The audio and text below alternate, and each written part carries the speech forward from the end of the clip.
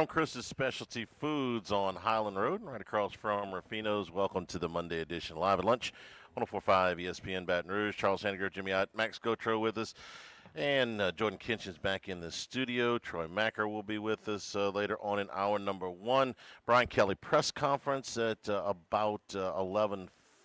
Brian Kelly will be there about noon, so we'll have the extended show as we usually do on Mondays. Hope everybody had a great weekend. Beautiful weather here in the capital city. Jimmy, good morning. Good morning, sir. Lots to get to, so let's get to it.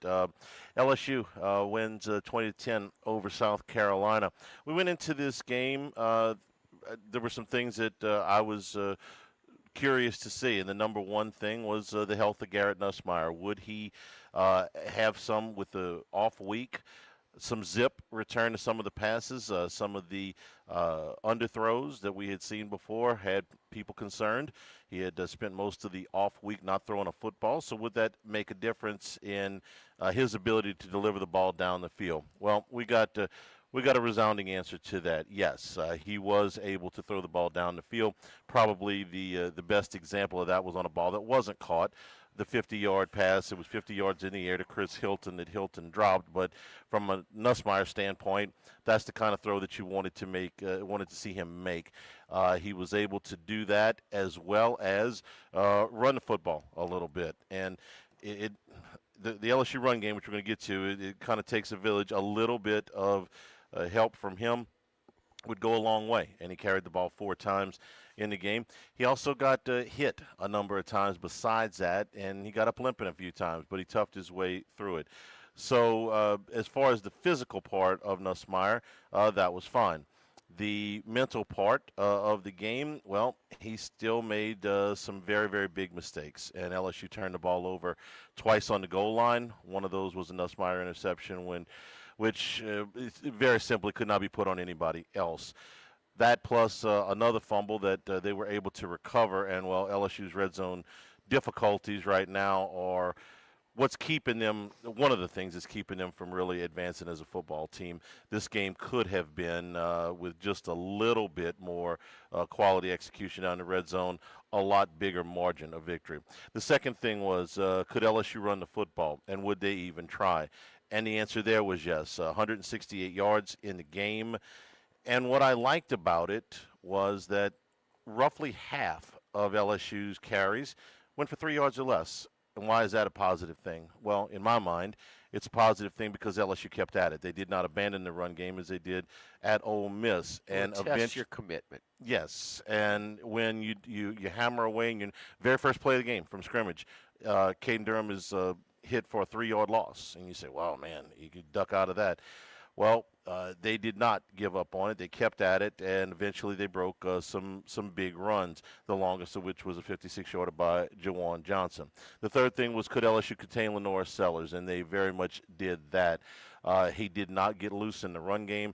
22 carries for only 19 yards when you add in LSU's 5 sacks. LSU was able to get most of this pressure without blitzing, and Sellers is a big physical athlete. He's hard to get on the ground. So, yeah, he broke some tackles, but he never really made that killer play on third down, especially when you worry about the quarterback running.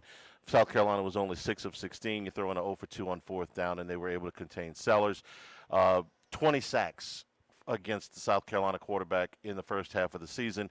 Yesterday, South Carolina fired their offensive line coach. So, those things were all good. The defense holds them to 10 points. It has been, sort of the average. The game didn't have to be this close. The turnovers were a big deal. They got handed the ball at the South Carolina 17 to open the game, had to settle for a field goal.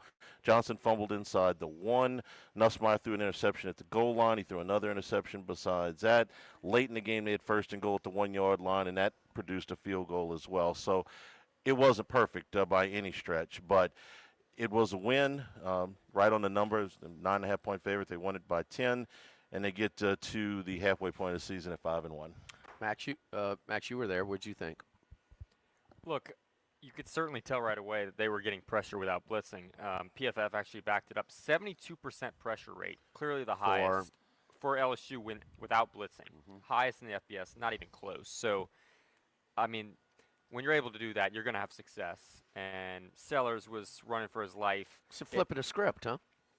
Yeah. Getting it pressure was- without bringing extra men and leaving more to cover. Yeah. No doubt. And it helps when you have a Mansour Delane who you can leave on How an did island. this projected maybe possible #1 overall pick do? 15 of 27 for a buck 24, no touchdowns and an interception. Pretty 20 hard, huh? 22 carries for 19 yards. It's yeah. hard to throw the ball when you're getting pressured, when the extra guys to cover, huh? Yes, it is. And Delane Continue, was Max. phenomenal, by the way. No, yeah, Delane didn't allow a yard. It's almost noticeable with him when they target him. There was that 4th down later in the game where they throw it to him, and you're like, what are they doing? It is notable when they even throw to him, and that is just a testament. We're going to forget to mention him every week because he's just that good, and you kind of forget about him. But that's what a guy like him and this whole secondary can do for a defensive front as well. And that's where Baker has to come into play and just not waste him. Put him on the opposing team's favorite target, take him out, and give the other guy. You pick your spots when you give him a little help, and when you put him out there, he's good. He's not 4. And yes, so when you got you're giving up 0 yards, 4th down, critical call. Let's go right at him. Did they fire that guy too? Not yesterday. Okay. Did the offensive line coach make that call? Well. Because that was his primary target. Yeah. Okay.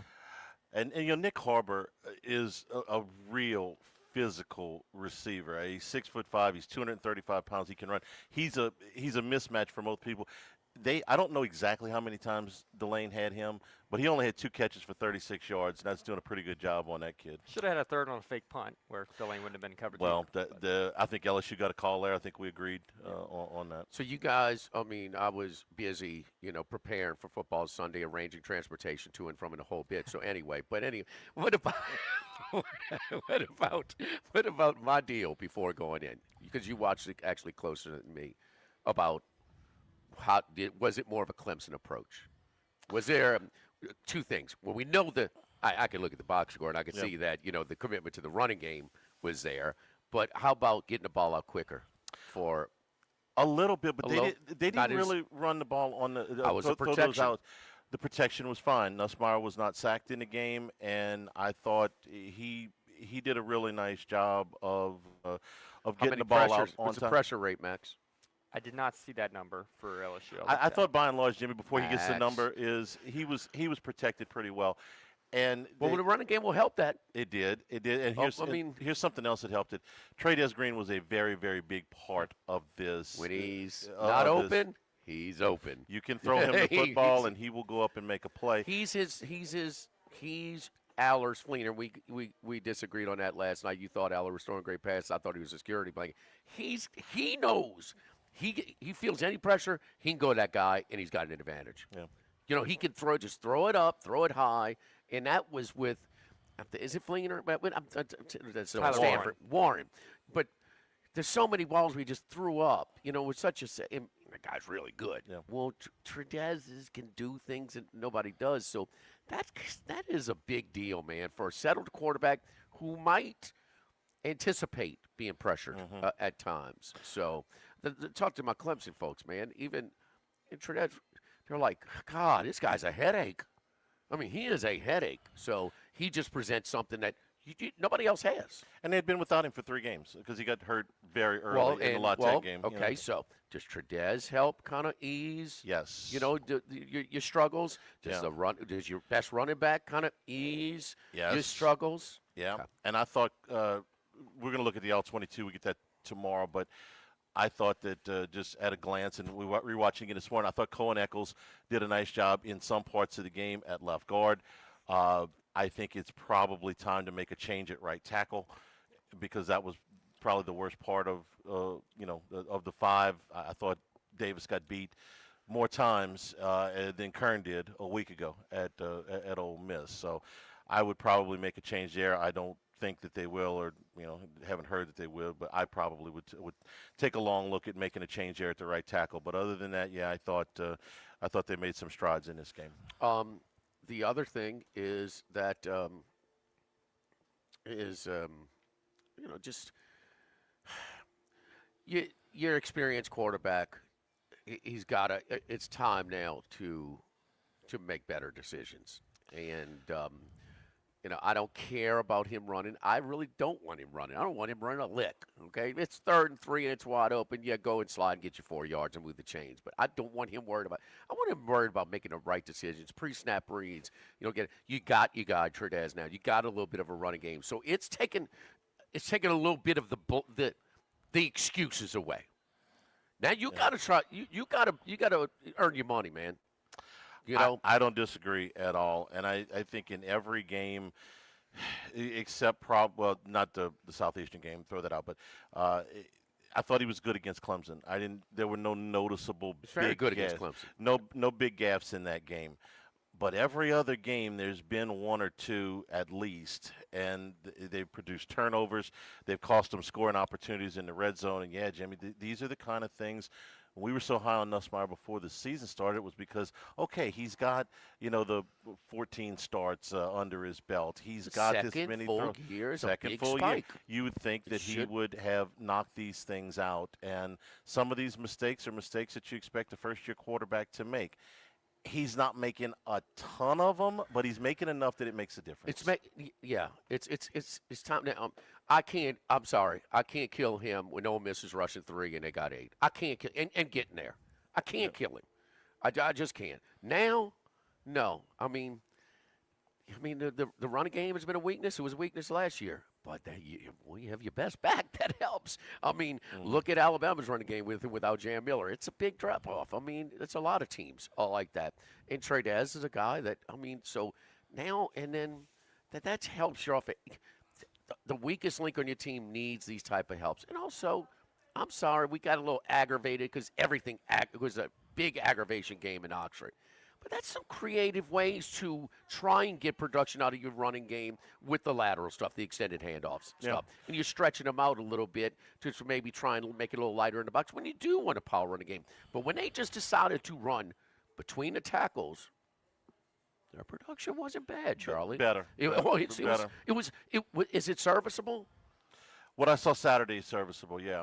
Like I said, I would make one change on the front. 160, something like that, Russian? 168. Give me that every game. Absolutely. I would 6 yards a carry. I would say, importantly, 6 yards a carry. The obvious run situations, they weren't quite as effective, and that happens everywhere. But, sure. Where it was obvious, and that means you need to run the ball more because when it's not so obvious, you are finding success. It's the obvious ones. They're not quite getting the push. I will say, Charlie, I'm not totally against you on the right tackle position. He was going up against Dylan Stewart a lot. Weston Davis. And that's fair. That's a good point. That's a very, Stewart very is good really player. good. So if it had been if he had just struggled against Dylan Stewart, keep him straight. Come on, poor guy been low on sleep. I got 4 other game films that I could show you, but okay, point taken with Stewart. He's really good. Look, LSU's been far from perfect, and they're still 5-1. You got 1 loss on the road to a top 5 at team. this point. If this is as good as you could expect, huh? I asked a friend of mine this question: if you flipped Clemson and Ole Miss, okay, and the loss was to Clemson by 5 points on the road in the season opener, and Clemson was 6-0 like Ole Miss is, okay, and you'd beaten Ole Miss 17-10 the way you beat Clemson. I think everybody would be like, okay, that's it. You're probably supposed to lose to Clemson. I think there's that. It's Ole Miss, even though they've been so much better under Lane Kiffin, even though they got the winning record. It's like, okay, LSU feels like they're supposed to beat Ole Miss. Okay, if you lose to Clemson and Clemson would have been a top 5 team they were supposed to be, you'd be like, okay. But from a record standpoint, yeah. And if you just look around the league, nobody's blowing the doors off. Nobody's clearly a notch above. I'm encouraged by the fact that if this team gets better over the next month, and I don't know that they will, but if they do, well, yeah, you can be in the conversation. What's the biggest gripe about this team? Right now, or before the game, it was the quarterback and the offensive line. It's still the offensive line and the ability to run the football. But I thought you made some okay, so that you're getting a little deeper. How about say the offense, huh? Yeah, okay, sure. Okay. Preseason, we thought it would be a top 10 offense. Yeah. And we thought the defense might be Thought you'd be able to throw the ball down the field and be explosive. Did you say the crowd? You were there, kind of underwhelmed, kind of half left early, rolling little out surprising early. just because of the weather. The weather was awesome, and it's incredible. Still left a little early, which everyone's entitled to do whatever they want with their own right. tickets, But it's still you're a little surprising that late in the third quarter in a very close game that it was already starting to empty out a little I bit. could tell you where they didn't leave early. that damn 1-4 team in the Dome yesterday. They didn't leave early. Same deal, huh? One-score game, fourth quarter, right? They're happy to finally see some entertaining football. And the last 2 weeks Okay, have but been I entertaining. mean, forget 2019, man. 2019 ain't happening here, ain't happening anywhere. No argument. Anywhere. Offense. Okay. 422 yards offense. You want to go to the 300 club, the under 3 club, Saturday? Ohio State, they're number 1 in the country. They had 272. Illinois, 295. Oregon, the great Oregon. Offense, 267. Oklahoma, 258. Georgia, 296. Auburn, 277. And the clubs that just got over 300, Texas, 302. Indiana, 326. Bama, 326. Missouri, 330. Michigan, 360. Man, I hate to just, but Kelly, everybody got to chill out, man. You are in position. You're in great position. You're actually pretty much, you got a chance, man. You really do have a chance. You had 2 games where you were underdog in on the road, and you split them. We do this. Take that. And then you win the rest? Yeah. I mean, so there, we break it down, and we try and go, to different layers. But, man, big picture, or this season picture, we're not in Happy Valley. No. I mean, they're ready to run. They're ready to run Nussmeier off. They're ready to run the coach off. We know he's not going anywhere. But just some of the conversations you've been around town. Are they sick of Kelly? Some people are. A lot of people are. Huh? I think in some cases unfairly. So what's I mean? And so the offense is terrible. Sloan, done, right? Huh? Everybody ready to ship him off too. Yeah. I mean, he's outperforming all these teams that we think we think great of them. Sometimes we got to get a little away from the sun to see the big picture of what's happening here. And when we say that you're close, okay, they have only all those yards haven't translated into enough points. 420 yards ought to translate into more than 20 points. LSU's problems in the red zone, 14 touchdowns on 24 trips in. Okay, that's a percentage you need to see come up. And when you turn the ball over twice at the goal line, well, you were. Oh no! You were 3 feet away from 14 more points. So if you win at 34-10, it feels a lot different. I think it does. I think so too. And it's. I mean, this is we talk You're about all the time. 3 feet away from 34 now, to 20. the one thing that maintains those other teams are averaging more points probably. Yeah, like you brought up Indiana. Indiana got 30 points out of their 300 yards. Can we go to D1? They're 326. They got 30 points. Yes. How'd you like to be his agent right now, Signetti? Oh. You want to play Indiana? Well, you're going to have to play. You're already you paying him $8 million a year. And he getting a raise, too.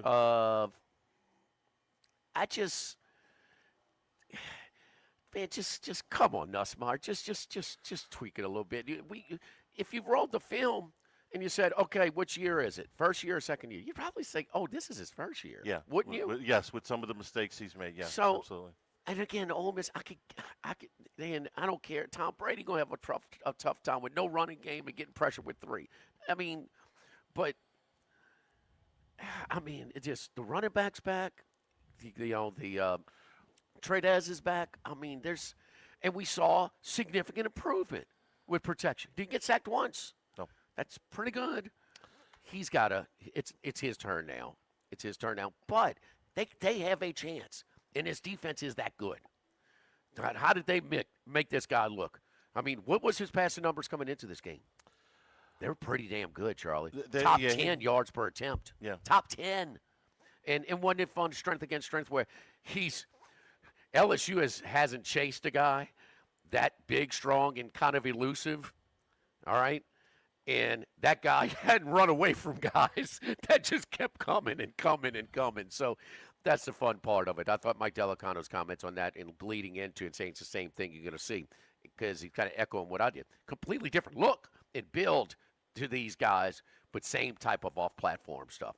We're live here at Chris's Specialty Foods, man. This is a mainstay, man. You come over here and load up and put the stuff on the green egg. And, Charlie, we have a a big time. We got a nice lunch special today. It's a meatball po' boy. So a meatball po' boy with a Cajun marinara sauce, homemade marinara sauce from chef over here at Chris's Specialty Foods. So you can do that. You get all kinds of different plate lunches and po' boys and sandwiches and salads as well. And man, we've got everything you need for your grill. The pork, the beef, the seasonal, the wild game, the seafood, the sides, the soups and gumbos, different homemade sausages and boudin, and where we always have the crawfish pies or boudins in the warmer to kind of grab and go as well. It's just a little bit, got a little kick to it over here at Chris's Specialty Foods on Airline Highway right across the street from Rufino's. Live at Chris's Live at Lunch, 104.5 ESPN Baton Rouge. Live at lunch. Coach Saban here, and let me tell you, every second matters. Preparation is everything, and that's why I trust Kidda Smoke Alarms. Jordan. And as North America's #1 home fire. Yes. This is not our spot. Oh, this is 10 a.m. No, They're running. The 10 a.m. Okay. All right. Okay. I just reminded myself. All right. Sorry about that. Or done. #1 claim based on total household installations as of December 2023. 29% faster average smoke detection based on internal testing of smoldering wood fires for Kidda 9th edition versus leading competitor 8th edition products. Who knew caffeine could taste this good? With 5-Hour Energy Shots, caffeine just got a serious flavor upgrade. We're talking big flavor, from watermelon to strawberry, banana to sour apple, packed into a tiny 2-ounce bottle. You'll get as much caffeine as a 12-ounce premium cup of coffee with 0 sugar and 0 crash. And with 17 bold flavors to choose from, there's a shot for every mood. Find your favorite flavor in-store today or grab a variety pack online at 5hourenergy.com or on Amazon and give your caffeine a flavor upgrade. Let Southern Outfitters be your one-stop shop for all your hunting season needs. From archery, stands, saddle hunting, water, apparel, firearms, and ammo, they have everything you need for a successful hunting season. Out in Zachary, right off of Main Street, Southern Outfitters. Need a vehicle while yours is in the shop or planning a weekend escape? All-Star Toyota has you covered with Toyota Rentals. Whether it's a service appointment, a visit to our collision center, or just a weekend trip, choose from a wide range of dependable Toyotas. Like the fuel-efficient Corolla or the versatile RAV4. Affordable rates, easy booking, and legendary Toyota reliability. Rent today at All-Star Toyota on Airline at Goodwood. Cars you know, people you trust. You know, Demco is more than just an electric company. We're your local member-owned co-op. Your neighbors, your family, and your friends. Our not-for-profit structure means that we can invest in youth programs that empower the next generation to grow, lead, and make a difference. It's all part of our mission to strengthen our communities and create a brighter future for all. Demco, powering life and community. That's the cooperative difference. Insurance companies have teams of professionals to fight your claim. If you want to know what your case is really worth, I'm Spencer Callahan. I'd like to help. Spencer Callahan is the one to see. Call 387-2323. LA filing number 16-7970. Water is water, right? Not when it's Evermore. Smooth tasting Evermore water is Mother Nature's masterpiece. Evermore is natural artesian water. Maybe you want a healthier lifestyle, a high-end athlete who wants better hydration, or a parent who wants something healthier for their kids. You want Evermore. EVAMOR. Evermore. Available at great local retailers. This season, Genesis continues its luxury drive downfield at Genesis of Baton Rouge. From the first snap to the final drive, every model delivers precision, poise, and performance that's always in formation. Bold design owns the line of scrimmage, while interiors rival the owner's box. Tech reads the coverage, power responds like a franchise QB, no flags, no fumbles, just flawless execution. Genesis, where luxury runs the playbook. Visit Genesis of Baton Rouge on Airline at Pico or online at genesisofbatonrouge.com. Depression can feel hopeless, draining your energy and joy, but there's a proven way forward. At NeuroJust, TMS therapy is FDA approved, covered by insurance, and backed by 30 years of research. This safe, non-invasive treatment re-engages the parts of your brain tied to mood, with over 85% of patients seeing real results, many achieving full remission. Imagine peace, better sleep, and the freedom to enjoy life again. Start your healing journey today. Visit NeuroJust off Bluebonnet in Baton Rouge or online at neurojust.com.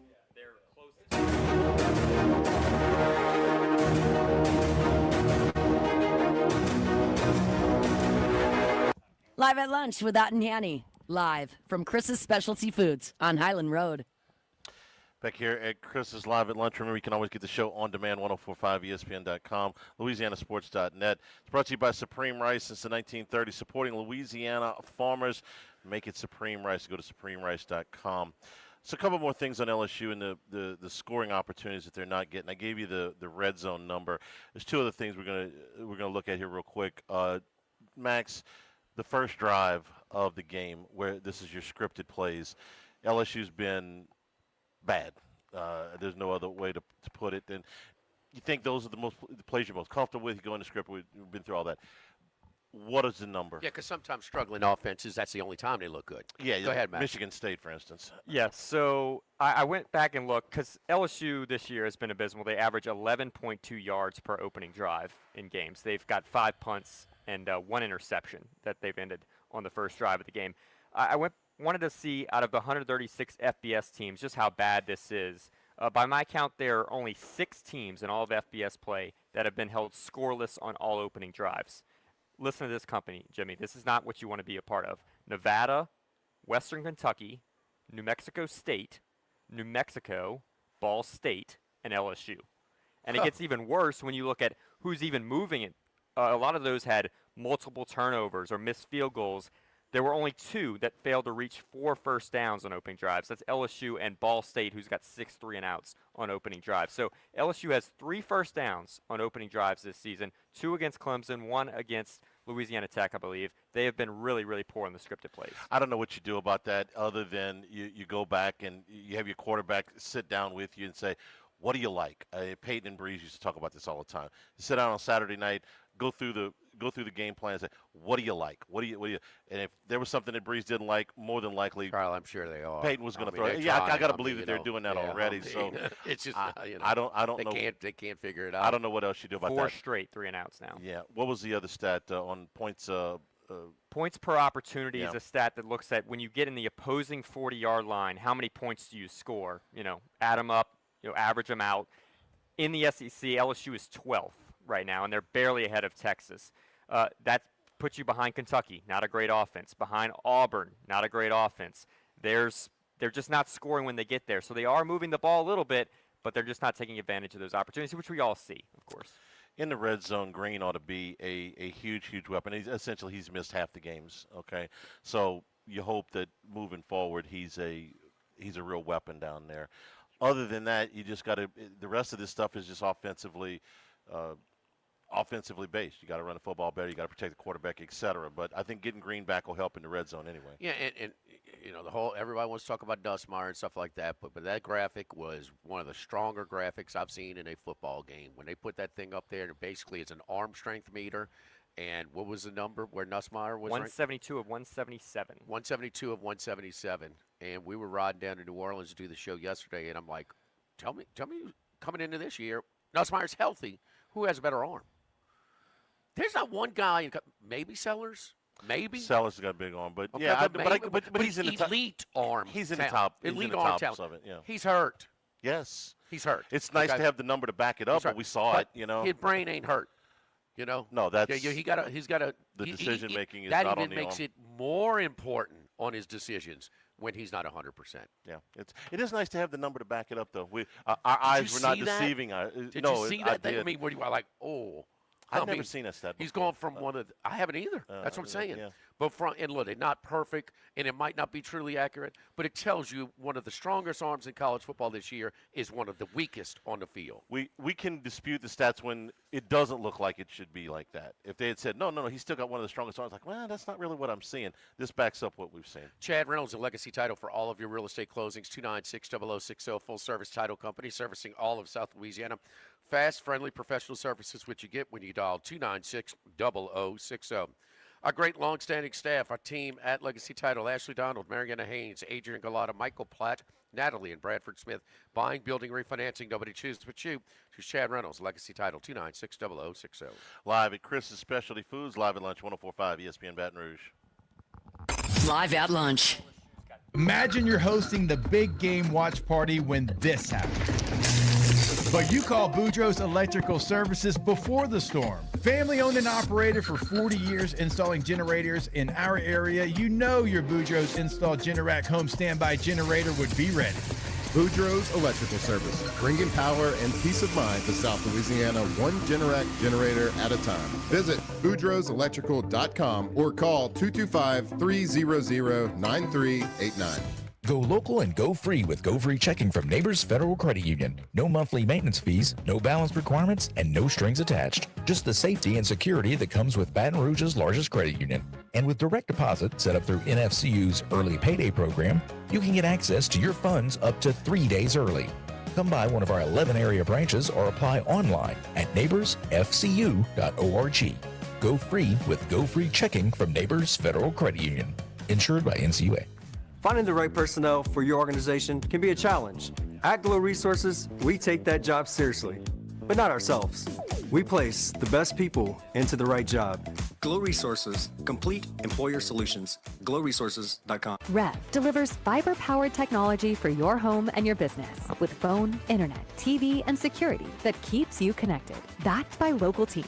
Get 6 months of Rev Business Service free, plus a price lock. Call or click today. Some restrictions apply. Hello, this is Mayor President Sid Edwards, and I invite you to take part in Household Hazardous Materials Collection Day on Saturday, October 18th. Our city parish team will be on site at LSU's cow pasture parking lot on Skip Burtman Drive from 8 a.m. to noon to collect household hazardous materials and ensure safe disposal. Participants must be in line by noon, and you'll need to bring your ID. Thank you for doing your part to keep our community safe and clean. Rouses wants to help you cover the spread this football season. We're talking the ultimate tailgate spread. Party trays, dips, fried chicken, and anything you want to throw on the grill. Plus, plenty of ice-cold drinks to wash it all down. Sounds delicious. All you have to do is register now at 1045ESPN.com for your chance to win. Gather your crew and let the team at Rouses handle the rest. Make every game day a winning day with Rouses Markets, your tailgating headquarters. We're giving Natalie Overall 30 seconds to tell us about all of the fitness options and classes offered at Southern Oaks Athletic Club. Go! On top of our gym with free weights and all the machines for lifting and cardio, we also offer Aquafit, Bar, Body Extreme, Box and Burn, Cycle and Burn, Soak Cycle, Fit Beats, HIIT, Mat Pilates, L2L Aqua Extreme, Mat Pilates, Yoga, special. See what Southern Oaks has for you at SoakItUp.com. That's Soak, S-O-A-C, itup.com now. Trust isn't given. It's earned by showing up, leading the way, and performing at your best when it matters most. Our Lady of the Lake sports medicine experts know what it takes to improve performance and build champions at every level. That's why LSU chose Our Lady of the Lake as its championship health partner, trusting Louisiana's best medical team to care for our state's best athletes. From championship athletes to everyday champions, trusted care starts here. Visit OLOLRMC.com/LSU. Looking for the right job with the right company? TRICARE Automotive is hiring. And if you apply today, you can have weekends off as your signing bonus. Join our team at TRICAREAutomotive.com now. That's right, weekends off. How often will Trash Rangers come to your business and pick up your trash? We pick up commercial trash up to 6 times a week, depending on your schedule. For more info, visit TrashRangers.com today. Bayou Ford and Bayou Chrysler Dodge Jeep Ram. 5 brands on one lot. Shop BayouAutomotive.com. Live at lunch with Ott and Hanny. Live from Chris's Specialty Foods on Highland Road. Jimmy, Charlie, and Troy. 3 best buddies sitting around talking sports bets. Let's welcome in Troy Macker from Bet Rivers. Troy, good job on your picks. Another winning week for us, Max, on Saturday? Yes, 20-17-1. 20-17-1. So Troy, 3-1. You helped us with that. And a football Sunday? Well, another good one. I haven't added them all up because we still got a couple pending tonight. Leave mine out, please. Troy, you know my buddy Charlie the anchor here? Yeah. That's the second time this year I've done that, going from perfect to winless in a week. Oh, yes. They giveth, they taketh away, the gambling gods. Troy, your local team, we have watched this one close because this was a head-up pick on the podcast and win total over. I went over 4.5. There was the Maryland Dodgers, all the big boys. So there's a lot of games they're going to be in. Well, and they've been this close. 2 fourth-quarter leads in the last couple of games at home. that were forfeited, or they'd already be over. So they're still looking for that 5th win. But Maryland does cover easily, and the over up and down. So, but what's the feel with this team kind of being kind of close with this freshman star, right? In-state product, starring for the Terps. I think there's still enough optimism because of Malik Washington, because he's incredibly talented. You can see it. It wasn't just in the cupcake games. It was obviously in the first half and the third quarters of the last 2 games. But this is typically the time of year where Maryland fans lose their enthusiasm because they start the season 3-0. They're optimistic heading into Big Ten play as long as they're not running the gauntlet, and they just can't pick up wins. And so usually around late October they pump the brakes on football and they shift towards basketball because that is where there's more passion. And there's been a lot of influx in the basketball team, so they're looking at just being optimistic with they've had 3 coaches over the last 5 years. So, but I think because Malik Washington is a game changer, there is more. They can tell this team is better than past Maryland teams, but the results, the way these results have happened, have been backbreaking. I mean, you took over 4.5. You should be in the clear right now. I mean, they had that Washington game dead to rights, and the Nebraska game was certainly back and forth, but momentum in college football is huge. And so when you go from down 10 to up 11, you should, grab that game by the reins and never let up. Now, college football is also a wonky game that can just go back and forth. There is certainly disappointment, but that, I myself, growing up in Maryland, am not a Maryland fan, so I'm very happy that my best won. That's really, I was a little peeved last week because I actually bet on Maryland to win outright against Washington. So, and then I went back to the well on backing them to cover and the over. So I'm happy my bets won. They should have at least one of these 2 wins. I think you could be very upset that they've gone 0-2 against 2 teams that are in and around their tier in the Big Ten. I do think Nebraska's a better team, but I think that Washington game that to me is a little bit more unacceptable. Getting a team coming off of a game they didn't play well against the best team of the country, and now they have to come across the country. You need to win that game, and so that's the one that still would be stuck in my craw if I were a diehard Maryland fan. 3 possessions and only 1, 2 for 3 and outs and like a 5 and out, 1 first down. You didn't eat up any of the clock with a 23 lead late in the game against Washington. Who are the big winners for the public and for the house in college football on Saturday? Yeah, well, the house cleaned up on Oregon, Indiana. A ton of money. That was the 3rd biggest win of the weekend.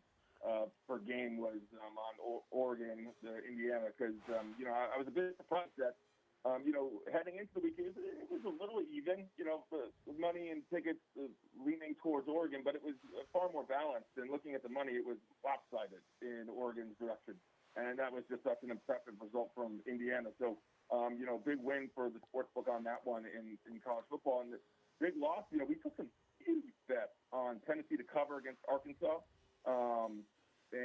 So that was another one where the sportsbook won, where the public won the Georgia-Auburn game. Took a ton of huge bets on Georgia, -4, and they obviously won by 10. I'm sure you guys have spent some time or will spend some time talking about Kirby Smart's antics with that timeout.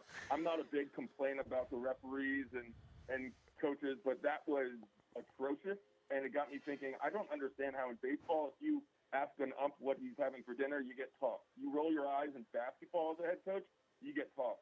College and pro football coaches can dog walk a referee, can go out on the field, get spittle in their face, and they don't get an unsportsmanlike penalty. They can overturn timeouts without even going to replay. So I was kind of hot at that.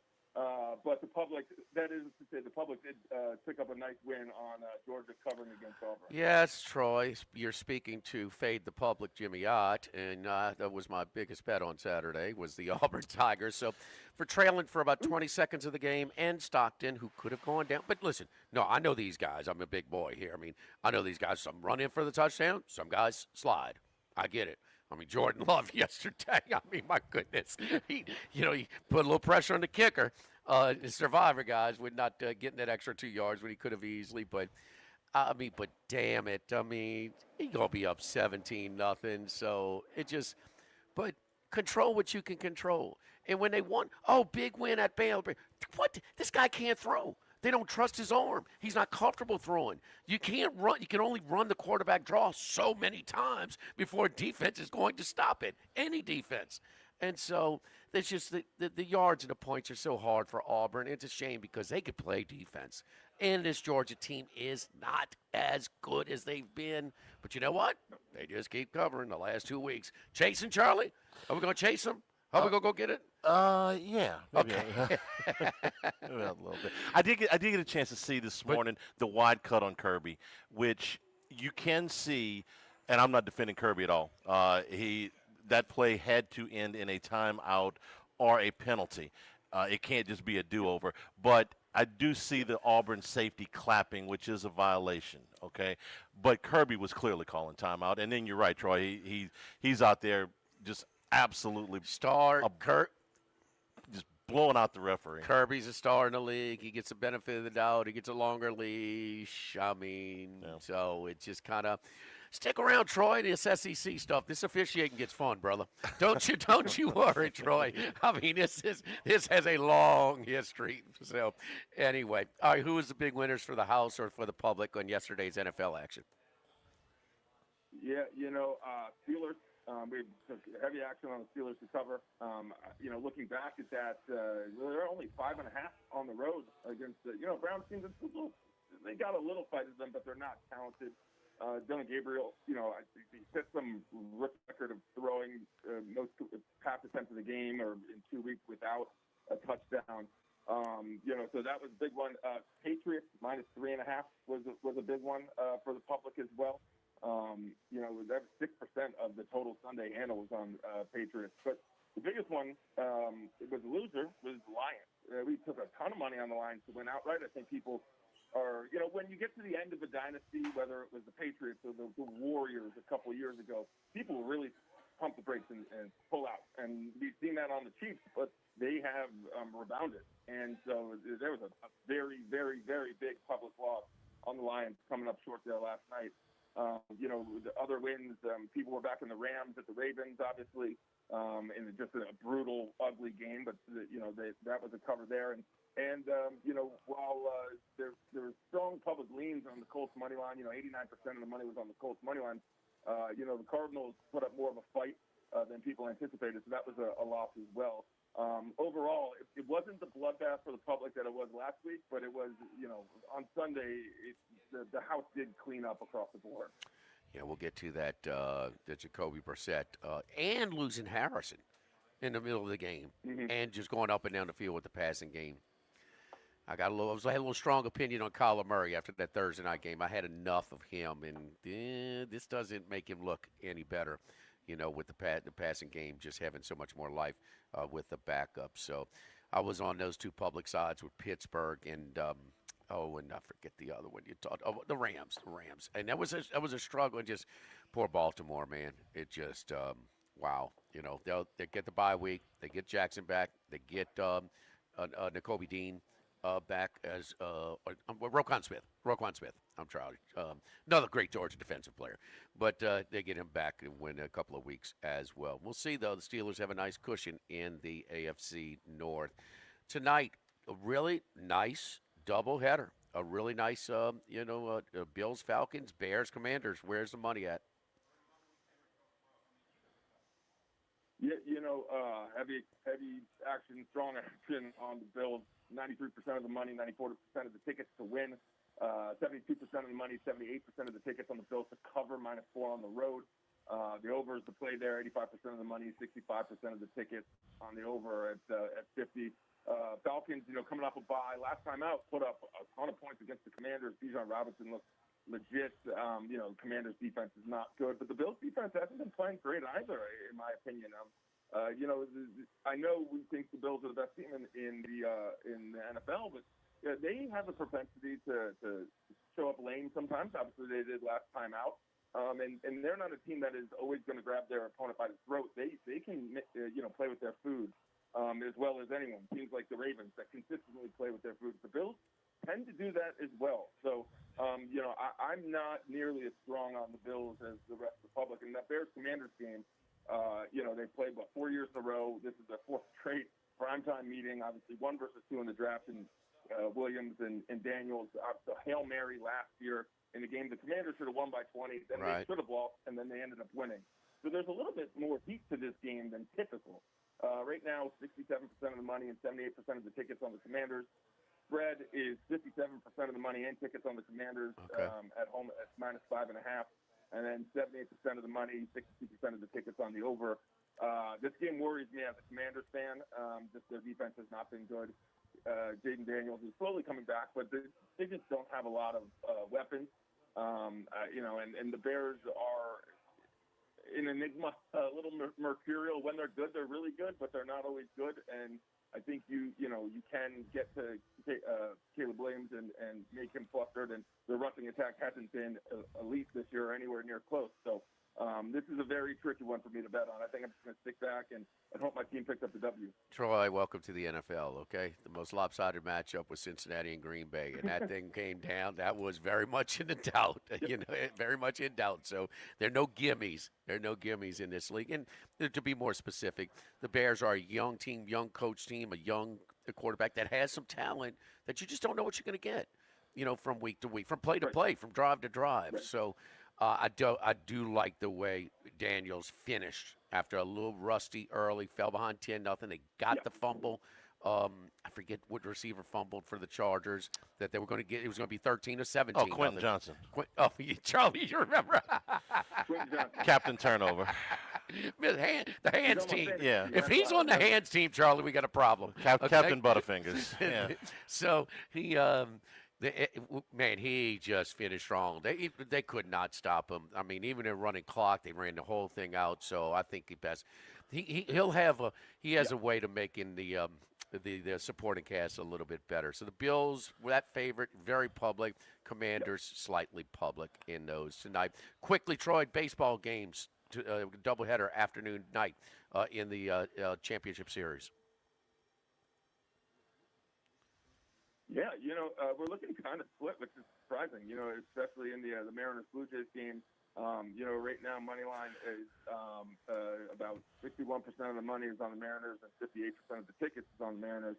After picking up game one, I think the Mariners have become, I don't know if they're a public team, but from a popularity standpoint, they've become a very popular team in media and fans. The Blue Jays are a good team. They got fast. People love Guerrero, but I think that we're going to see the Mariners, regardless of home or away, or if they get down in the series, even though they're up, this is going to be a team that people are going to be more likely to back. And the Dodgers still continue to get lion's share of the money. Yeah. It's not what it was 2 years ago or early in the season, but right now we're talking 75% of the money and 83% of the tickets on the Dodgers to win.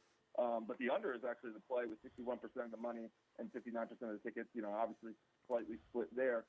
This would be a fascinating series because I think the Dodgers are far more vulnerable than they have been in past years. How about that last night? They weren't. The Mariners weren't public last night in Game 1. A lot of people thought they would be a little sleepy-eyed after that 15-inning game on Friday night. Not the case, but they come back and win. And it was the first pitch of the game. First pitch of the game in the bottom of the first for Toronto. Springer goes blast. That's it. That's it for the offense. They're hitting all night long. Follow Troy on Twitter at Troy Macker. That's Machir. Troy, thank you so much. We'll talk to you on Friday. Thanks, guys. Have a good one. We're at Chris's Specialty Foods on Highland Road, just across from Rufino's. Again, serving lunch Monday through Friday over here at Chris's. Our lunch special. We've got a great menu over here, but in addition, the chef puts out a different chef special every day. Today, it's a meatball po' boy, homemade meatballs with a Cajun marinara sauce, a little spicy marinara sauce today for lunch here at Chris's Specialty Foods, where you get all your grilling items, everything that you need on Highland Road right across from Rufino's. Live at lunch, 104.5 ESPN Baton Rouge. Live at lunch. Hey, Tiger fans, this is head coach Brian Kelly. When running a football program or any organization, core values are so important to the success of the operation. Integrity, honesty, and family is what they're all about at Hollingsworth Richards Ford, and I've experienced that firsthand. I've gotten to know them through their support of our football program. So it's simple. All of you truck buyers across the state, and I know there are a lot of you, when it's time for that brand new vehicle, go to Hollingsworth Richards Ford and tell them Coach Kelly sent you. Jake and James here from Trash Rangers of Louisiana to tell you about Trash Rangers Sanitation. What is Trash Rangers Sanitation, Jake? Trash Rangers Sanitation is our portable toilet business. Need a portable toilet for your business, festival, concert, fair, or construction site? Go local. Call Trash Rangers Sanitation and flush away the national companies. For more info, go to trashrangers.com. That's trashrangers.com. Trash Rangers Sanitation. We're number one at picking up number two. Tommy Kissinger here with Tommy's Windows, Doors, and Siding. We also do gutters, patio covers, and screen rooms. Give us a call for your free estimate today and visit our website, geauxtommys.com. Introducing your new Dell PC with the Intel Core Ultra processor. It helps you handle a lot, even when your holiday to-do list gets to be a lot. Like organizing your holiday shopping and searching for great holiday deals and customer questions and customers requesting custom things, plus planning the perfect holiday dinner for vegans, vegetarians, pescatarians, and Uncle Mike's carnivore diet. Luckily, you can get a PC with all-day battery life to help you get it all done. That's the power of a Dell PC with Intel inside, backed by Dell's price match guarantee. Get yours today at Dell.com/deals. Terms and conditions apply. See Dell.com for details. Every great team has its core players, but when the season gets tough, adding the right free agent can make all the difference. The same goes for business. At Robert Half, we found that 67% of companies surveyed plan to increase their use of contract talent to handle workload peaks and backlogged projects. With Robert Half's specialized recruiters experience, combined with our award-winning AI, you can quickly find the skilled candidates you want. At Robert Half, we know talent. Discover how we can help at roberthalf.com/talent. At Bayou Automotive, we believe in a sales process that puts you first. We want you to experience an easy purchase with clear pricing and great service. Let Bayou Ford and Bayou Chrysler Dodge Jeep Ram be your trusted partners in finding your perfect vehicle. With 5 new brands and a huge selection of certified and pre-owned vehicles to shop on one lot, we're sure to have the right ride for you. Shop BayouFord.com and BayouCDJR.com or come see us just off I-10 in LaPlace. The crew at Bayou Automotive is going to do right by you. Take a swing around the parish to one of Breck's 5 golf courses, 2 championship courses, Santa Maria and Beaver Creek, and 3 courses for the more casual golfers, the popular 18-hole Webb Park, and 2 9-hole courses, City Park and the newly renovated J.S. Clark. Breck's courses are designed to challenge every level of golfer from beginner to pro. So come and get into the swing of things. Book your tee time online or find a course near you at golf.breck.org. That's golf.breck.org. Baton Rouge keeps America moving. Join local leaders and experts in supply chain management and logistics for the 5th annual Supply Chain BR, a day of networking, insights, and education that keeps you ahead and accelerates your business potential. Be a part of Louisiana's premier supply chain event, only in Baton Rouge, October 28th at the Crowne Plaza. Search Supply Chain Baton Rouge on Eventbrite for tickets. We'll see you there. Brought to you by the West Baton Rouge Chamber of Commerce, Versorium IQ, Sabine Transportation, and Wilson Warehouse. Let Southern Outfitters be your one-stop shop for all your hunting season needs. From archery, stands, saddle hunting, waterfowl, apparel, firearms, and ammo, they have everything you need for a successful hunting season. Out in Zachary, right off of Main Street, Southern Outfitters.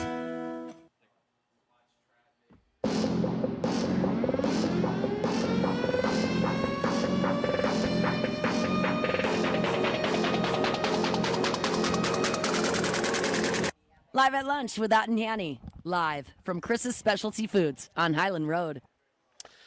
And we return here at Chris's, the Brian Kelly press conference coming your way, starting at 11:40 with the pre-show, and then BK up there at noon. Today is sort of the media gathering for SEC basketball, which is not that far off. LSU men picked to finish 15th. No players on the first, second, or third team, all conference teams preseason. The ladies are picked to finish 3rd in the league. Flau'jae Johnson, first team, all SEC. Michaela Williams, second team, all SEC. The men's predicted order finish. Jimmy, you want to take a crack at this? I know we're not really in basketball mode. Kentucky is picked to finish 2nd. Tennessee? 3rd. Alabama? 4th. Who's won? Defending champs, baby. Defending national champs. Jeez, Florida Gators. Florida Gators, again? yeah, they're predicted to finish first. I hadn't done. I know I caught you with a basketball. Yeah. I know this Yeah. this was happening this morning. I need to wanted to mention I it knew while we that had a short Kentucky seg. would be spike up there. Second year Pope, he got all his back. We know what kind of money they're putting behind it. So Otego away is the preseason conference player of the year at Kentucky. Well, and they've got the new players that they have, and and Golden. I don't know how many.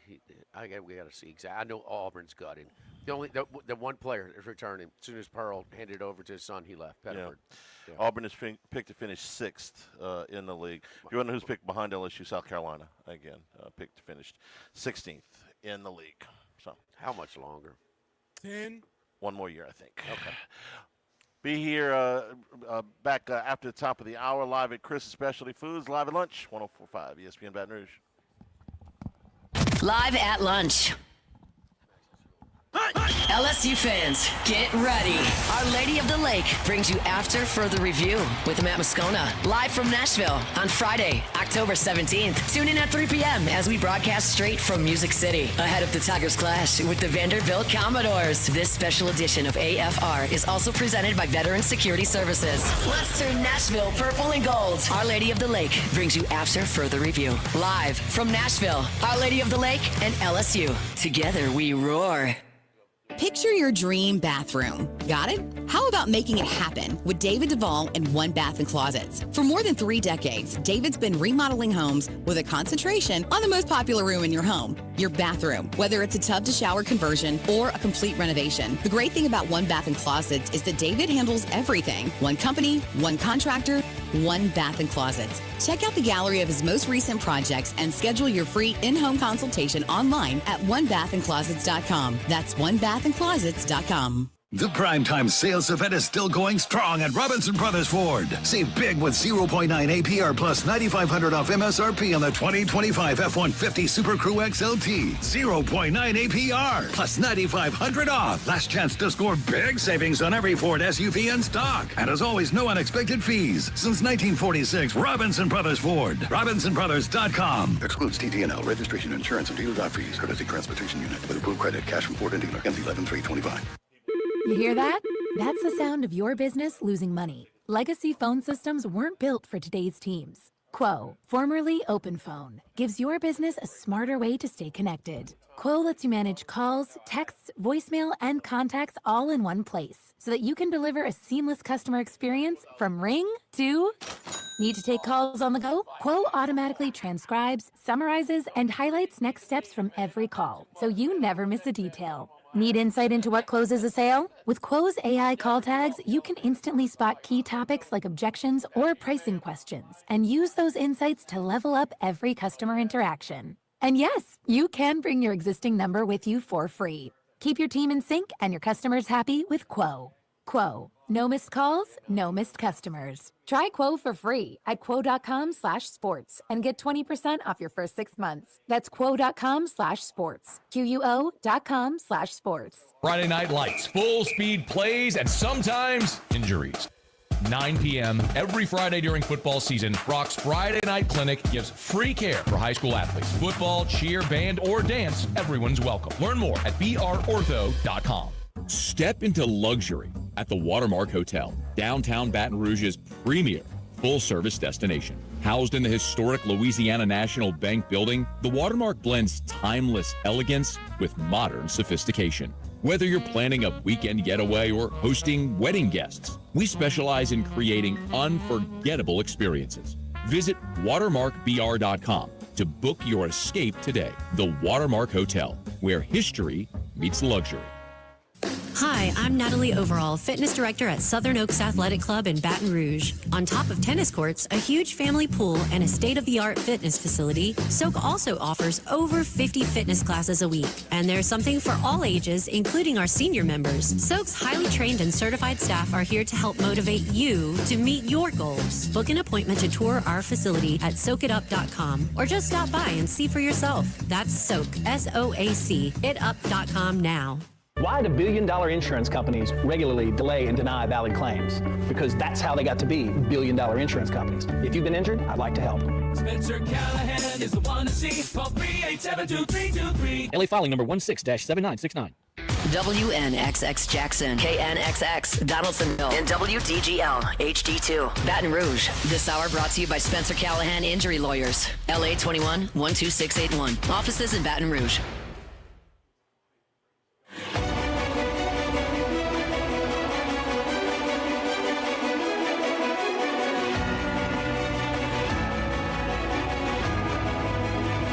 Live at lunch with Ott and Hanny. Live from Chris's Specialty Foods on Highland Road.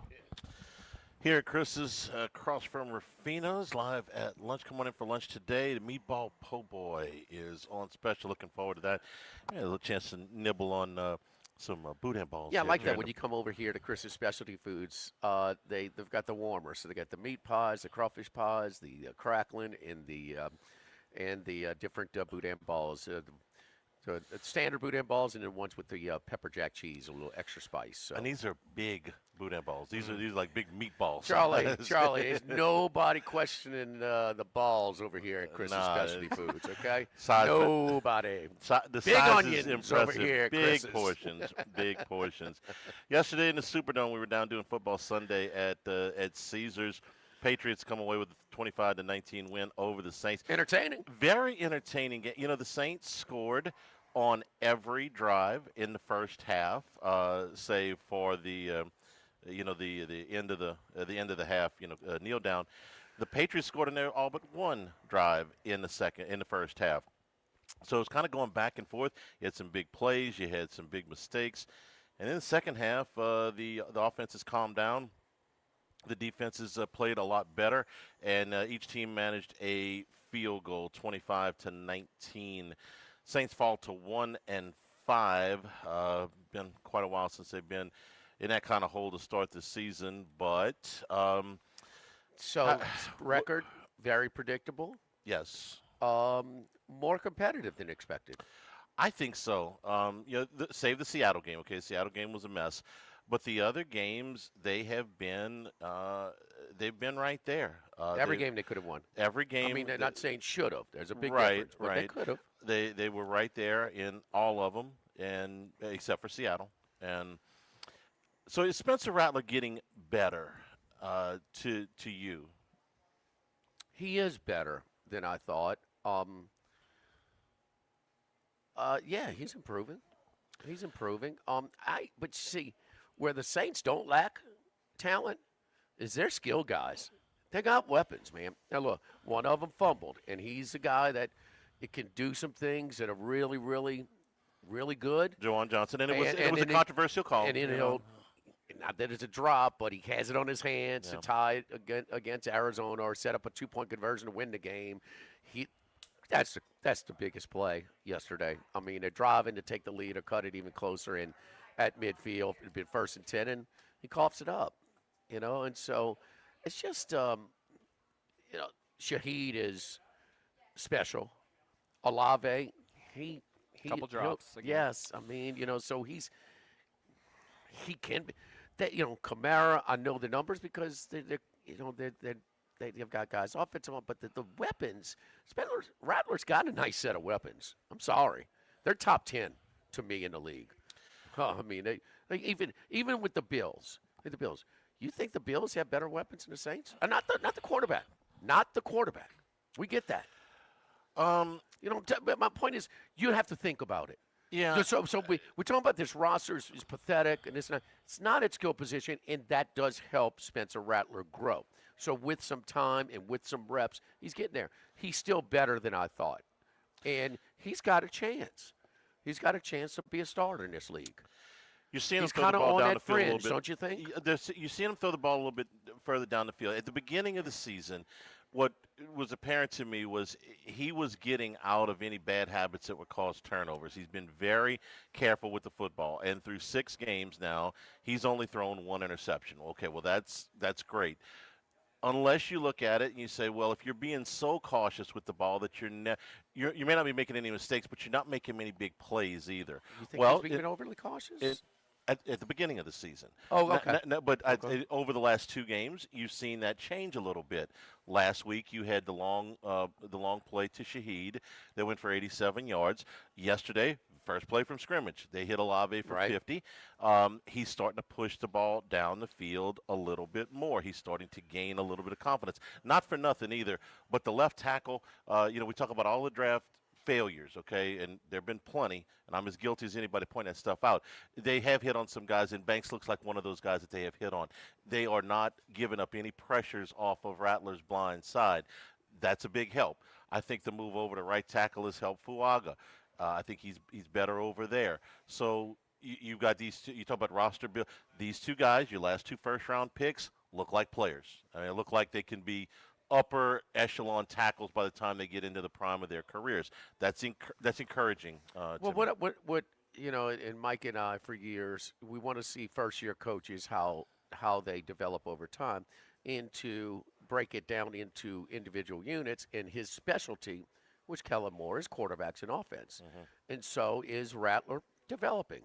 I have to say, absolutely. Huh?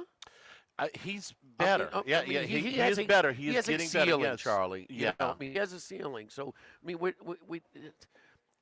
but he's better than I expect, and I think Moore is doing a really solid job. Okay, with it.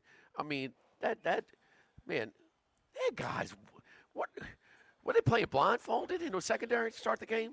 I mean, my goodness, what are they doing? I mean, guys wide open left and right, like you don't see that in the NFL. Just when I was starting to feel good about the safeties too, because Sanker had played. Sanker had made some real nice plays earlier, in the season. That kind of puts you behind the eight ball, where your offense would have gotten a much better. People would have felt even better about them, more appreciative to them, if they didn't have to score every time to keep up. Yeah, and in the second half, it did get a lot. It did get a lot better. But no, I'm wrong on Rattler. I didn't give him any chance to be adequate, be serviceable, to ever have a chance at being a starter. And I think Kellen Moore's doing a nice job with him. Let's pump the brakes, man. What is this? Start 10, 11? We got a long way to go to get to 25. We got a long way. But in the process, he gives you a chance. He gives you a chance. There's some quarterbacks in this league, you got no chance when you go. Right. You go to the game and stuff. And they have been in a lot of games with a less than average defensive roster. So the Saints are going to have some decisions to make. First of all, here in about 3 weeks. Okay. The trade deadline is November 4th, so you got about 3 weeks before you got to do something. There are some players on this team that you might be able to move and get something for. I think that before the season, I would have told you if they moved Kamara at the trade deadline, which he does not want to leave. He actually likes it in New Orleans. He wants to stay there. And Mickey Loomis has said, we talked to Alvin. Alvin wants to stay here. But if they get knocked out of get knocked in the head with an offer, I think Kamara's value is a little bit up from where it was at the beginning of the season. And I think there's some contending teams that could use him. The Chargers come immediately to mind, having lost their top two running backs. Although the rookie yesterday, Vidal had over 100 yards, so maybe not. His familiarity with Sean Payton in Denver. Would you consider moving Kamara? Would you? What do you mean? Yes, absolutely. Yeah, the better.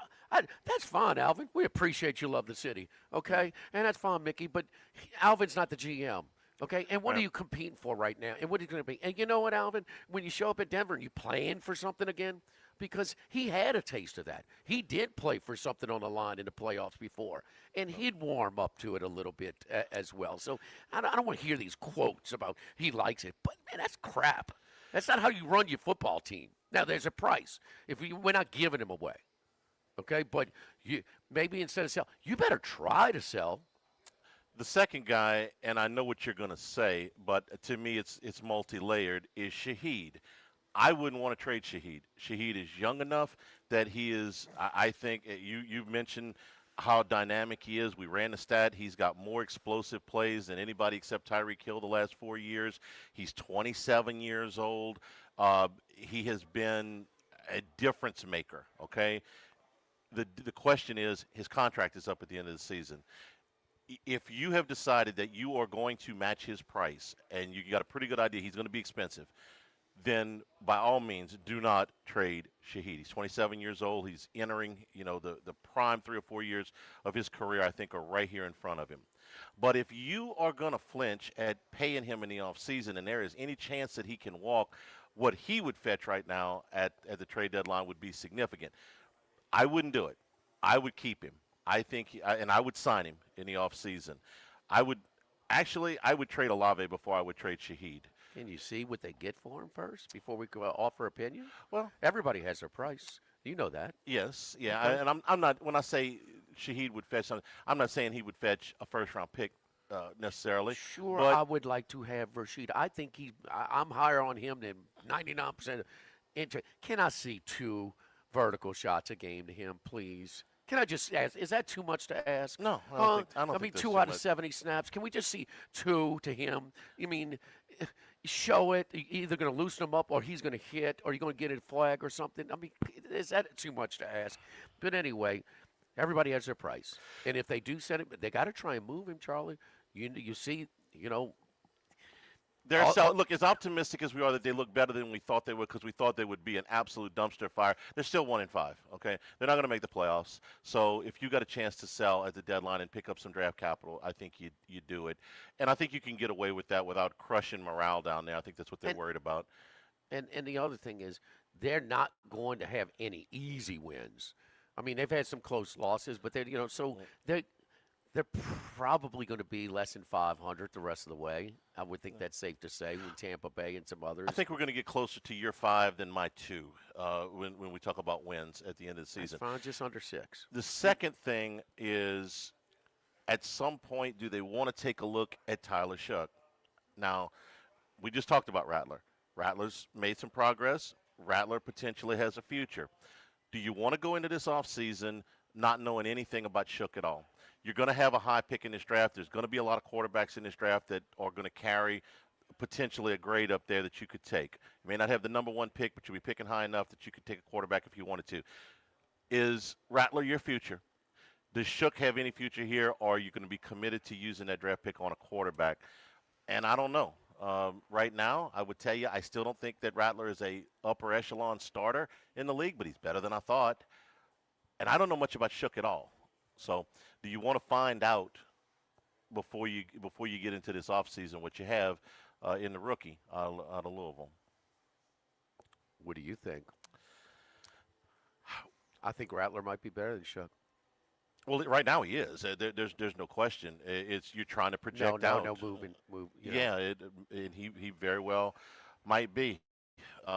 Max, you've been a Spencer Rattler guy from jump. Are you comfortable enough with him that you don't really need to take a look at Shough?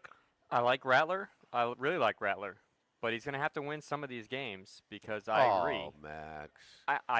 Max, he can't cover the guys 30 yards downfield. I agree with you. He had no bearing on him not being able to. I've been making those excuses for him. But, Jimmy, the problem is if they're 1-8, 1-9, and you know you're going to have a top 5 pick, you got to see what you have in Shough before you draft a quarterback. And, there's good other guys out there. Reuben Baines out there if he's available. But if you're not going to take a quarterback with a top 5 pick, you better know for sure that you don't have a quarterback on your roster. And I do think that they would maybe explore a Tyler Shough if things are really going poorly and they're not winning games. That's fine, too. And you might get something as, certainly. But you don't think Rattler people would value him as a backup right now? I think so. They would.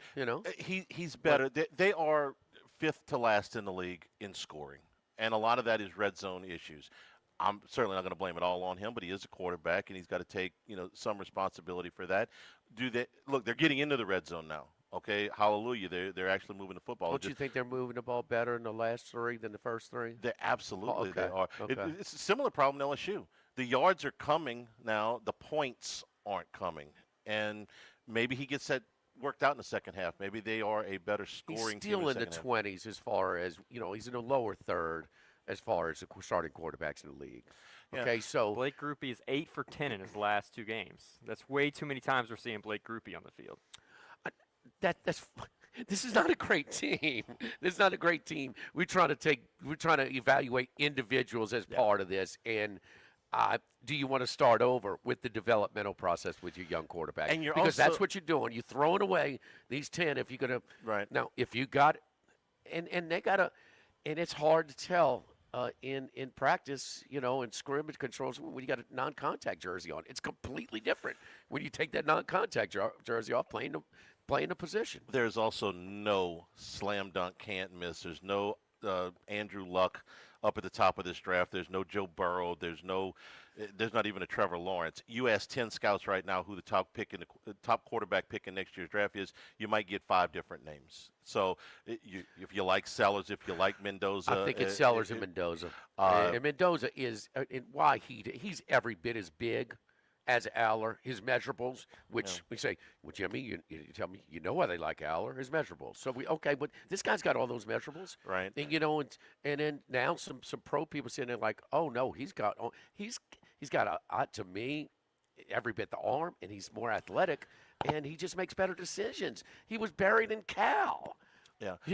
So, but that's just not, I think it's Mendoza and Sellers. Well, there's another name that, and I don't think he's going to come out, but he could. And up until Saturday, I would have said it was maybe starting to trend in the direction of him coming out, and that's Dante Moore. If he were to put his name in the draft, he would probably go in the top half a dozen picks. Why would he not come back and start another That's year? what I think, too. I think he'd be way better off, but I can't tell you that he's not coming out. Okay. I agree with you. And up until, just a couple of weeks ago, I said, I'm pretty sure he's going back. And then he started to trend up a little bit. Saturday wasn't great for him, but he could put his name out there. It's just something to think about. Yeah, we're brought to you by the Thibodeau store and the Pierre Part store, and they have now expanded the LaRose store and the Lockport store. Look, we got half a football season left, so there's plenty more tailgating to come and awesome weather to do it with. Get your outdoor kitchen and your tailgating supplies at one of these properties. Jimmy, we've made trips down to the Thibodeau store, the Pierre Part store. Max practically grew up in the Pierre Part store, but I know you got all your Max's best pick ever. all your gear at the Pierre Part store before the season. When Max would try to say, man, I love that store. What are you talking about? You love that until you've been, and then you go. That summer field trip was a big success. Yeah. A big success. Went down there, and then I've got a rack for my firewood that's coming up, and I had to go get a couple of boards sawed off for it and stuff like that. Went back to the lumber company, got groceries and everything I need for my grill and all the accessories and the gadgets and stuff like that. And that's what I do, man. I come over here to Chris's Specialty Foods and load up and get that green egg that I got from the Thibodeau store, and get that electric starter that I got from the Thibodeau store, and the mitts, the brush, you name it, man. Everything over there. They got everything you could possibly want, imagine, and even more at the Thibodeau store, the Pierre Part store, the LaRose, and the Lockport store, because it's just independently owned hardware stores and other things that are available that just high-level execution, man. So you get the friendliness, the coziness of an independently owned operation, family-owned, with really expertise of knowing what they do. Online, it's thethibodeaustore.com, and that will get you, you can scroll down to any of the other stores from that particular website, thethibodeaustore.com. Live at Chris's Specialty Foods, live at lunch, 104.5 ESPN Baton Rouge. Live at lunch. Baton Rouge, get ready for a fiesta of flavor. Whether you're craving sizzling fajitas, cheesy enchiladas, or the best margaritas in town, Las Palmas Mexican Grill and Rio Cantina Mexican Grill have you covered. Bring the family, bring your friends, and bring your appetite. From fresh guacamole to mouth-watering tacos that hit just right, it's not just a dinner, it's a celebration. So why wait? Tonight, make it Las Palmas or make it Rio Cantina, 2 local favorites serving up authentic Mexican taste right here in Baton Rouge. Las Palmas Mexican Grill and Rio Cantina Mexican Grill, where every night's a fiesta. At Town Square Pizza, we take pride in serving Baton Rouge with fresh, delicious, piping hot, personalized pizza with unmatched speed. Whether you're a downtown worker, a family looking for convenience and value, or an out-of-towner staying at one of the nearby hotels, Town Square Pizza is the spot for you. Try a specialty pizza like the Spanish Town Supreme, or custom build your own. Family packs, kids' meals, and salads are available as well. It's hip to be square at Town Square Pizza, downtown facing. What else? Town Square. Go Automotive has a great selection of new cars: Chevy, GMC, Hummer, Chrysler, Dodge, Jeep, Ram. You rather a pre-owned vehicle? Using our resources, we'll help find you any vehicle that you're looking for.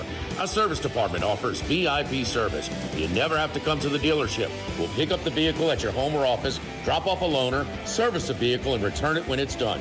Mention my name, Jimmy Ott, for VIP pricing. The Chevy Tahoe I drive came from Go Automotive. That's Go Automotive in LaPlace and Plaquemine. This is Charles Hanniger for Home Bank. If you're tired of the impersonal, one-size-fits-all style of banking, you deserve a bank that delivers exceptional service and personalized attention to your needs. That's the Home Bank standard. Since 1908, Home Bank has been a trusted financial partner for your businesses and families because they go the extra mile to help you reach your goals. See for yourself why Home Bank is good for business and good for life. Stop by any South Louisiana, Houston, or Natchez area location or find out more at home24bank.com. Home Bank, member FDIC. If you're near the north side of campus, I need to remind you about a couple of longtime favorites. Highland Coffee is the original specialty coffee shop in Baton Rouge since the 1980s. My personal favorite. Love getting my cappuccino from their friendly, knowledgeable staff, roasted right in the shop.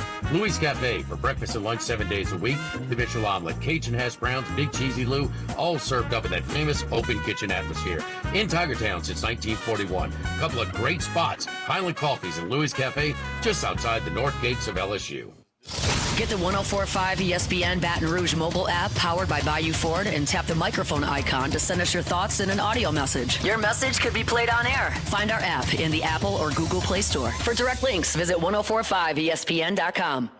Tigers, Saints, Southeastern Conference, all in one place. LouisianaSports.net. No paywalls, no article limits. It's just the coverage the Louisiana sports fans want. Bookmark it today. LouisianaSports.net.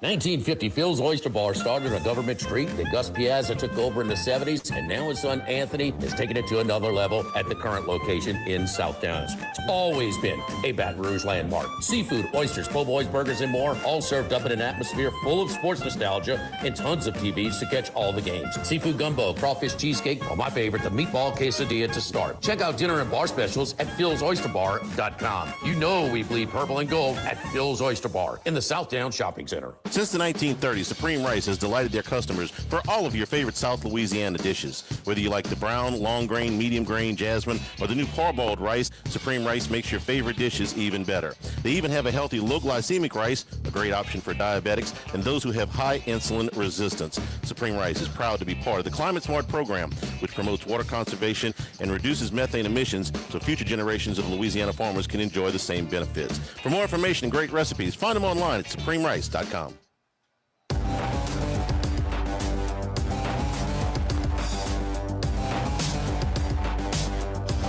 Live at lunch with Ott and Hanny. Live from Chris's Specialty Foods on Highland Road. When they say the old cliche, boy, things can change in a hurry. I don't know that I've been more surprised over a firing than I was yesterday when we were watching NFL and the news came across that Penn State had fired James Franklin. Maybe I shouldn't have been, but for a coach that 3 weeks ago, in fact, 15 days, if you want to break it down, so 3 games, not even 3 weeks, was a top 3 team in the country. Oregon was coming in. You're going to overtime and then double overtime. You got balls on the ground. Yeah, Oregon's down there the last play. You've got a chance to win that game. If you win that game, no way to prove it, but I think they figure out a way to win out in Los Angeles, even against a resurgent UCLA. And then Saturday against Northwestern. Yes. Northwestern had 10 more first downs than Penn State. James Franklin went from top 3 coach, one of the 3 or 4 favorites to win the national championship, to unemployed. Oh, he getting paid though. Oh, that was the other part of it. Thank you. I mean, $50 million. We're doling it out like candy. Let's not shed a tear for James Franklin.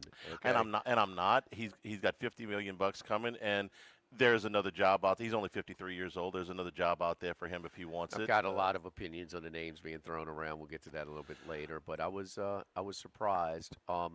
Couple of things though that historically you've watched, and these high preseason rankings that you get for nothing, they place a lot of pressure on them, and coaches have gotten fired.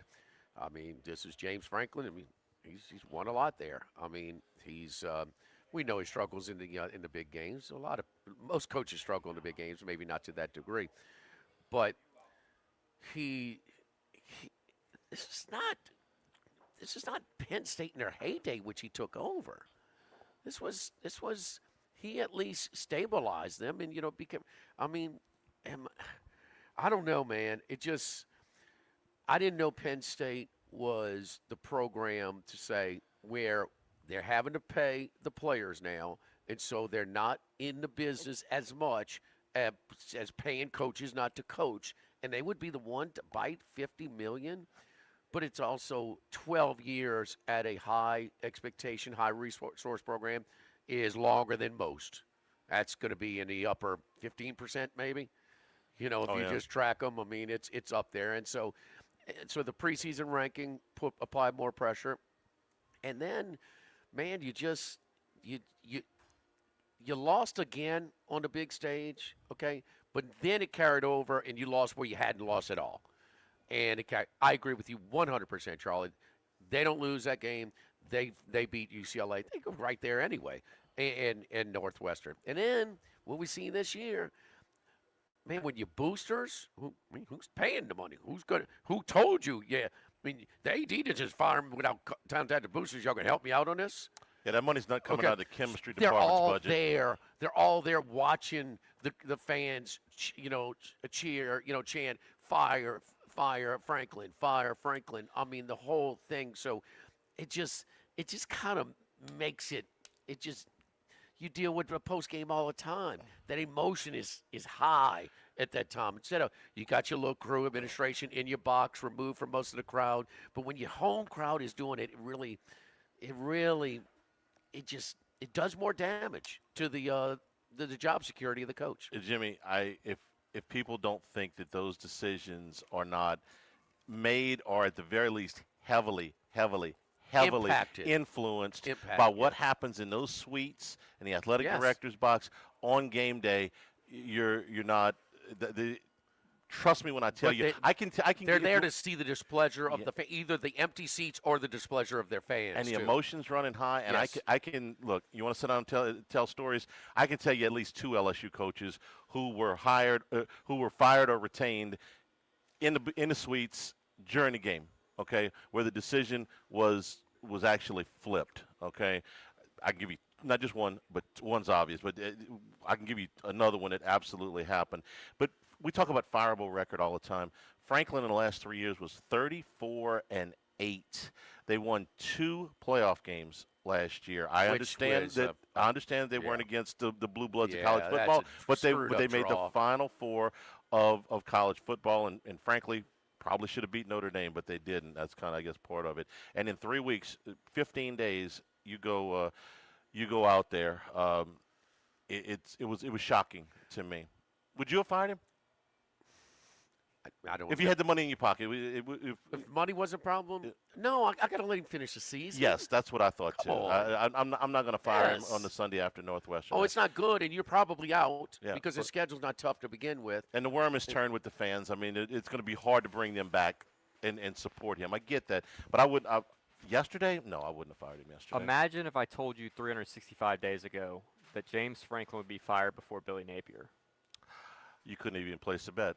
I mean, it's impossible to win. No. I got burned, but, being a semifinalist, they were not one of the top 4 teams in the country last year. They just weren't. They finished in the top 4. But this is sort of the pre. But you know the other thing, Charlie? Them other guys didn't come back. Singleton and the other running back and Allaire, and they didn't get those 3 receivers from Troy, USC, and Syracuse without having to pay them to. So, I mean, they are paying as much as anybody. But listen, with these coaches make too much money, they make too much money to coach. So it's unrealistic money and it's unrealistic expectations. But you can't have Indiana winning and Vandy winning and somebody not paying. No argument there. I mean, don't you think that, like, wait a minute, this guy, this loudmouth in Bloomington, how come we can't be as good as them? At Penn State, that is a reasonable question. All right, talk to me about replacements. It won and then move on. It's Signetti. Big Red, you want to play? You got to pay. You want to play, you got to pay. So Signetti's going to do it. And he's, he followed up a Cinderella year with a better year. We thought that they were better because they didn't have a win like Illinois last year. And then they go to Alton and beat them and hold Oregon to under 300 yards. They had a big play go against them, a pick six, and still overcome it and win. I mean, Indiana. Guy's got like an 8-year contract at $8 million a year. I can't even imagine what it would take to get him out of there. We're talking about mind-blowing amount of money. I would tell you that the other name that is going to come up a lot is Matt Rule, and Rule is off. Has had to rebuild Nebraska, and Matt Rule worked for this athletic director at Temple. So you got a guy that's in the Big Ten. He knows the AD. They've worked together before. They've been successful before.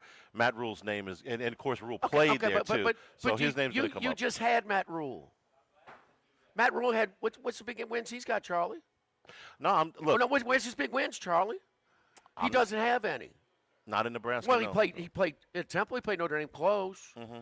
Okay. At Baylor, Aranda's got more conference championships than he did at Baylor. Okay. What's his big win in Nebraska? Maryland? Don't have Don't one. give it to me. Don't have one. Okay, so wait a minute. Indiana's got one. You going to replace the guy? Did James Franklin? I mean, he improved the program. He's brought respectability, and that's what Matt Rule does. I mean, you're going to replace James Franklin with James Franklin. Okay. Because was Vandy a tough place to win? Yes. Okay. Was Temple a tough place to win? Absolutely. Was Baylor a tough place to win? It certainly was when he got there. But yeah. how many? But all of them. How many big games did they win? Well, for that matter, how many has Signetti won? Couple. It's Saturday, but they were top 5 team, brother, at their place. No, and they're legitimate top 5 team. They're going to be close to top 5 at the end of the year. And that's okay. one. They beat a top 10 team earlier by 53. So you're okay. I got it. You like Signetti better than Rule. Just in the last 15 days, bro. I'm not stumping for Matt Rule. Okay, I'm not his agent either. No, Matt Rule's a very good coach, but Matt Rule is mild success. Yeah. So they're winning the one-score games where they were losing them all the time. You're playing on the come. There's no doubt. But he did play there, and he does know the AD. That's all I'm saying. Okay. You just. It just.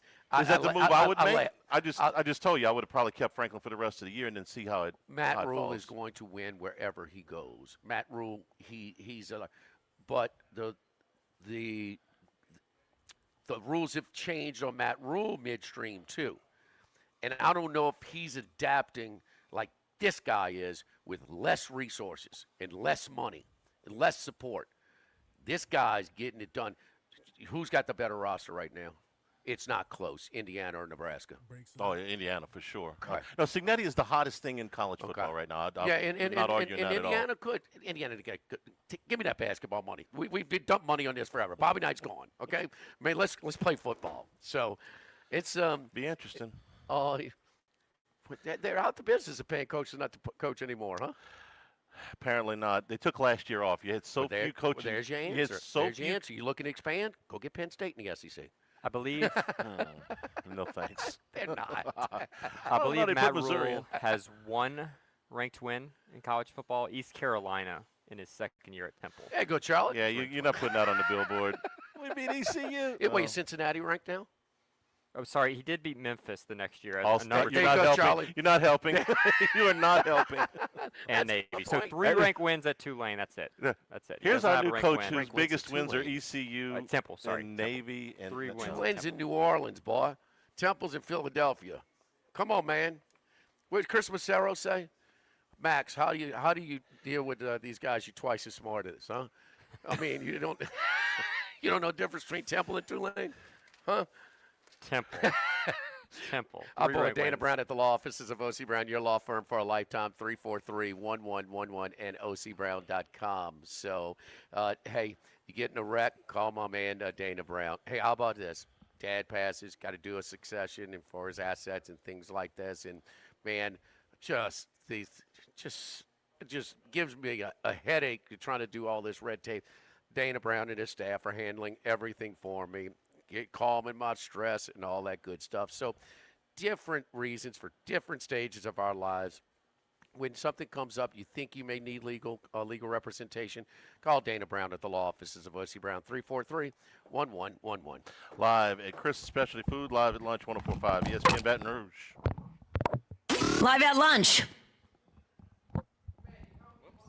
The Live at Lunch with Ott and Hanny Restaurant Club. Sammy's Grill on Highland Road. A hometown favorite for tailgating and watching LSU games since 1988. Snow Seafood and Steak for over 50 years on Airline, Highway, and Highway 74 in Gonzales. Dozy Place for hand-cut steaks on Government Street and Mid-City. Louis Cafe, a Baton Rouge landmark since 1941. Just outside the north gates of LSU. Fin Bomb, sushi, burrito, poke, ramen at Burbank and Lee. This is Charles Hanniger for Total Maintenance. For AC and heating, generators, electricity, plumbing, and more, Total Maintenance is your one-stop sales and service shop for all these needs. One of South Louisiana's oldest and largest AC and heating companies. Since 1980, their slogan has been service today, every day, so no one ever has to go to sleep hot. An authorized dealer for Carrier, American Standard, Daikin, and Rheem AC units, for Generac and Cummings generators as well. And now, for all of your electrical and plumbing needs, in Baton Rouge, call 480-1000. In New Orleans, 841-3300. Service today, every day. Total Maintenance. This hour of Live at Lunch with Ott and Hanny is brought to you by Dana Brown at the law offices of O.C. Brown, 343-1111, and ocbrown.com. Roto-Rooter for all your plumbing needs, 925-8710. Supreme Rice, grown, milled, processed in Louisiana since 1936. United Community Bank, the local way to bank big. Tex Morris at Edward Jones Investments on Jefferson Highway, 928-8659. Total Maintenance, your one-stop shop for AC, electrical, generators, and plumbing. Service today, every day for Total Maintenance. And Coastal Capital Advisors. Markets evolve. We adapt.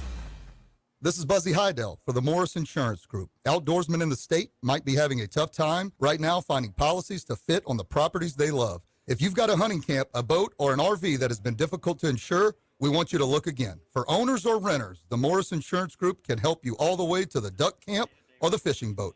We also have policies on coastal properties, including flood insurance to let owners protect themselves in the event of damage. For your camps, boats and trailers, four-wheelers, ATVs, and tractors, get a quote today at morris-ig.com or call 225-201-0007.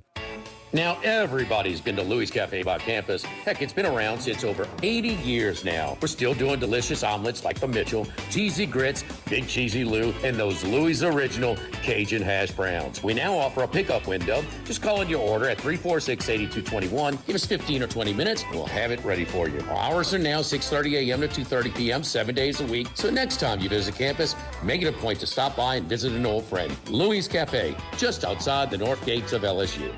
This is Charles Hanniger for Coastal Capital Advisors, your full-service financial planners. When it comes to retirement, there are no two situations alike. So Coastal Capital Advisors will work with you, your business partners, your legal team, and tax professionals to make sure those goals are achieved. Coastal Capital Advisors will work for you. I know, because they work for me. For more information, contact Philip Fontenot and his great staff at 337-981-1376 or online at coastalcapitaladv.com. Advisory services provided by New Age Advisors, LLC, doing business as Coastal Capital Advisors as a registered investment advisor. Securities offered through New Edge Securities, Inc., member FINRA, SIPC. 104.5 ESPN Baton Rouge and First American Bank and Trust bring you the Heart of the Game Award, recognizing student athletes who deliver when it counts. Nominate your game day standout at 1045ESPN.com by the 21st. And then it's up to the fans to vote for the winners.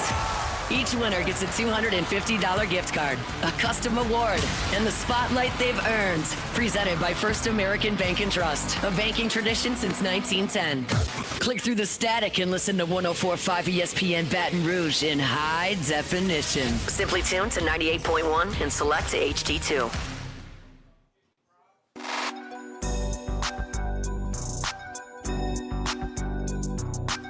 Live at Lunch with Ott and Hanny. Live from Chris's Specialty Foods on Highland Road. Back here at Chris's Live at Lunch, a couple minutes before we take you to the Brian Kelly press conference. Max, this line for Vanderbilt and LSU certainly got our attention when it came out, and then the movement thereafter. What's been going on with this line the last 24 hours? Yeah, so it kind of opened up right around pick. It depends where you were looking, but maybe either team was favored. It's now 2.5-point favorites pretty much across the board for Vanderbilt. Vanderbilt is favored here, the home favorites.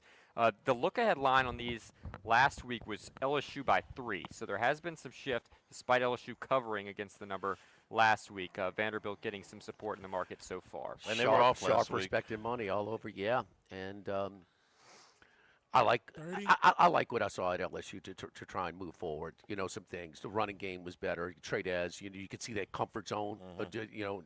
When you're getting hit enough, man, when you don't appreciate something even as a quarterback until you lose it for a little bit, and then he gets it back. You saw more of a preference for Nuss going to him.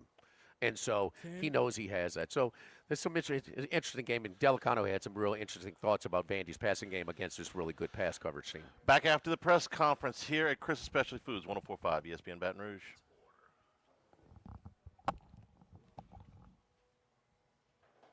Let's go order, Charlie. I want the beef buffalo.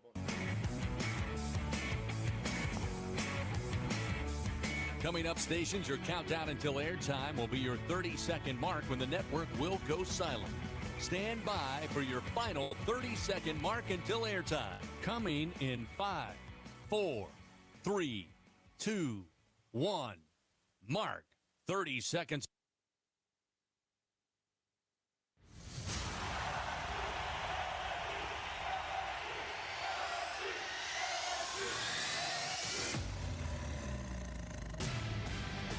It's game week for LSU Fighting Tiger football. This is the Brian Kelly Press Conference, presented by the Louisiana Farm Bureau Federation. Back out on the road this week, the Tigers travel to Music City to face the Vanderbilt Commodores. There were some things that we just have to clean up. They're very fixable. And if we fix those things, this offense can play to the level of its defense. If we can get both groups playing to that same level consistently. Coming up, head coach Brian Kelly sets the tone for the Tigers this week and updates all things LSU football. But first, with a preview of this week's matchup from inside the Capital One studio at legendary Tiger Stadium, here are former Tiger Gordy Rush and the voice of your Fighting Tigers, Chris Blair. Welcome in, Tiger fans. Yes, indeed. We're back to action, coming off a great win by the Tigers over South Carolina. Get back to their winning ways. 20-10 was the final score for homecoming 2025, and now LSU gets ready to go back out on the road in conference action, taking on a very good Vanderbilt team in Music City coming up Saturday morning. It'll be an early start there from Nashville with an 11 o'clock kickoff. So it'll be an early start, but very important game, obviously, as this long SEC gauntlet continues. But Gordy Rush, I mean, you got to be pleased. Coach Kelly said it was not the prettiest game. There were mistakes made by LSU, but he really liked the fight that the Tigers brought really for 4 quarters to get that win 20-10. And I think we'll start defensively.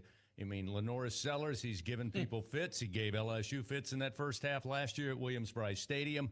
But to come away with just 19 yards rushing, Coach Kelly and everybody on the staff said, hey, look, we got to just keep him. The pocket may be wide. It may be from sideline to sideline, but don't let him get north-south. And obviously, they got that job done.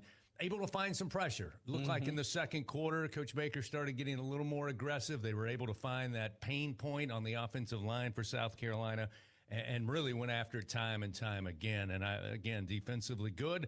LSU offensively had their opportunities. I know everybody's saying the score could have been this, or, you know, you don't have the fumble at the goal line, you don't have the interception. Certainly that is the case. What I do like about it was 30 times it was thrown in the air and 30 times LSU tried to get it on the ground. And a couple of things that I think we should take away from that is, number one, against South Carolina, they gave up 4 tackles for loss, 0 sacks. Now, when you look at LSU on the season, they had given up 30 tackles for loss. That's 7 against Clemson, 8 against Louisiana Tech, 3 against Florida, 5 against Southeastern, 3 against Ole Miss. Of those 30 tackles for loss on the year, 10 of those are sacks. So, again, take that away. That we'll put that on the quarter. But for the offensive line and the running backs, they ran the ball and stayed with running the football. And I think that's one of the big positives I took away from the game. I thought it was the biggest positive of this football game was LSU's commitment to the run game, right? And so the Tigers ran for 166 yards net. Caden Durham had 15 carries for 70 yards. Jawan Johnson, of course, had the big 56-yard run to flip the field over in the second half. And even Garrett Nussmeier, very importantly, ran for a positive 30 yards. Don't need him to lead the team in rushing, but if he'll just keep the ball a couple times, I think it'll keep opposing defenses honest. And what happens, Chris, when you're running the ball successfully, the defense can no longer sit back and drop 7 and 8 in the coverage. They have to bring some numbers up in the box. And what does that mean? It opens up matchups on the back end. And I think that's what everybody fears if they're a defense playing LSU, because you've got 8 outstanding wide receivers and you have 2 tight ends that are matchup problems. And on this night, Trudez Green was targeted 11 times. He had 8 catches for 119 yards and a touchdown. And, of course, one huge pass to Kyle Parker, in which they had man-to-man coverage, and Kyle Parker simply outran his coverage and got a 43-yard touchdown pass, which was the the big difference in the football game, the go-ahead touchdown. And I think that's the recipe for LSU offensively. If they can run the football, defenses have to play them honest. And if they give you matchups on the back end, LSU has the talent to take advantage of it. Well, you mentioned matchups, and he's been a matchup nightmare. We've known that since his freshman year. And you mentioned Trudez Green, again, a career high in catches and yards. South Carolina had no answer for it. And what I also liked about the passing game was we kind of know, everybody kind of knows down inside the goal line when you got Trudez Green lined up in the slot or on the outside, that's probably where they're going. And obviously he had the big touchdown catch where there was no chance. I mean, if the ball's anywhere in the vicinity, Carolina had no chance. We saw some linebackers try to cover him, but I also like the fact that they used Trudez not just inside the red zone. He had a big pass play up the middle of the near side hash, again, where they got the ball to him, and we got to see his athleticism beyond just the vertical leap and his size. He can move and make some guys miss. No, absolutely. I mean, you can use him all over the field. The knee looked good, and then one thing that nobody's really pointing out that he had a vital role in that blocking. LSU ran a lot of 12 personnel. Yeah. That's 1 running back, 2 tight ends, and it was Bauer Sharp that was playing an inline tight end, and so Green was often on a wing, and he did a nice job in the blocking game as well too. Again, LSU getting the win 20-10. That series between the Tigers and Carolina, we can clearly say right now is owned by the LSU Tigers. Now, of course, they head to Vanderbilt. It's going to be an interesting day coming up at noon when Coach Kelly addresses the media, kind of talk about the health of the team, because as you reported throughout the ball game, LSU had some guys, especially on the defensive side, that went out. And I know after the game he said, hey, look, we got to kind of wait till Sunday and maybe Monday we'll know a little more. So obviously that's going to be key, because as we get deeper into this season, depth is an asset for LSU, and you're going to try to keep that. You're going to desperately need to have that. Well, you desperately need that because this day and age with these athletic quarterbacks, you're running all over the football field, and you're going to get one in Diego Pavia, who's certainly an athletic quarterback, is that you need numbers. And early on, that was a great thing of this LSU defense. They were 3 deep. Now you're starting with Relford out.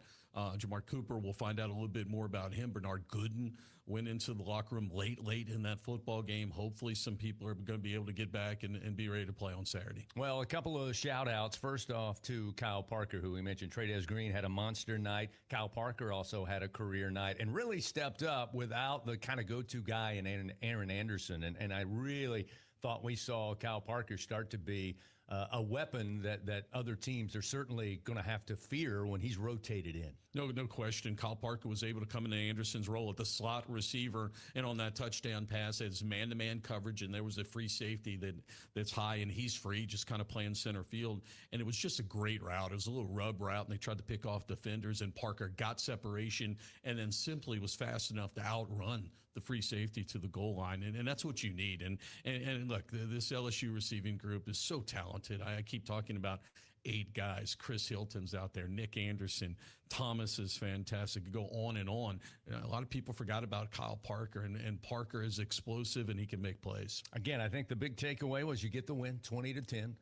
Most coaches will tell you you can learn something from a win or a loss, but it's a lot better to teach coming off of a win. And again, when you look at some of the miscues, I think schematically LSU looked comfortable. They obviously were balanced, as we said, run to pass. There were a couple of runs, and I don't want to play the game of woulda, shoulda, coulda, But the fact that they were a couple of shoestring tackles on Caden Durham at the second level, again, not going away from that. And, Right. and one of those days and one of these games, and hopefully it's this coming Saturday, if they stick with it, he's going to be able to break one, along with Harlem Berry, possibly Caleb Jackson, and even Juwan Johnson, who at times ran good on Saturday. And look, the recipe for success, looking at the Alabama game, is going to be much the same. And that's what Alabama did well. Jam Miller had a really nice afternoon. He had over 70 yards, I believe, in the first half. And what happened, Vanderbilt had to creep up. And then at that point, Simpson was able to pick apart the Vanderbilt secondary. They were very balanced, and they separated in the second half against Vandy. Again, LSU getting the win. They go back out on the road. They'll take on Vanderbilt this coming weekend. Tigers picking up the win. Again, more importantly, moving to that impressive 2-1 in SEC play and still just 5-1 on the season. And again, each week becomes bigger and bigger. Coming up at the top of the hour, Coach Brian Kelly going to join us from football operations. He'll talk about what they saw on film and what they will try to correct and what they expect against the Vanderbilt Commodores. We'll find out what Gordy expects from Vanderbilt. Get a scouting report on the Commodores when we continue right after this. In Louisiana, we love our LSU Tigers. When the band strikes up those 4 iconic notes, the fans go wild. At Louisiana Blue, we're Tiger fans too. That's why we've teamed up with LSU Athletics to bring you the compassion of the cross and security of the shield, so you're free to wear your stripes and roar. Live Louisiana. We've got you. Louisiana Blue, Louisiana True. Do you know what you would do if you were in a car wreck?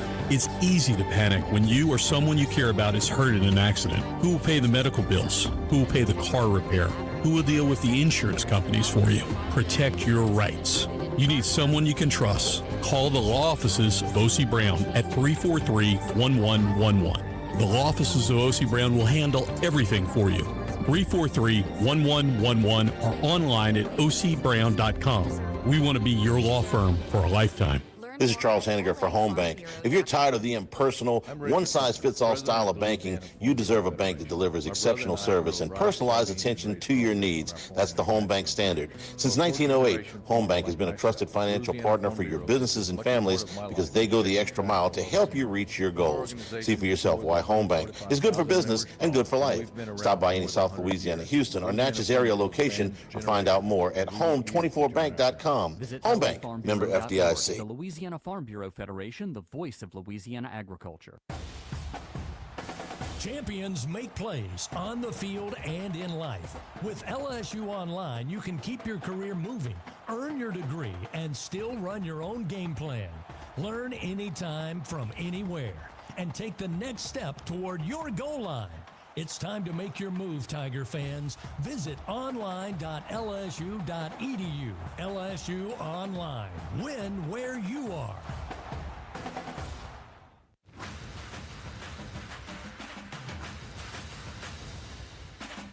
Coming up, Coach Kelly addresses the media on this week's preparation.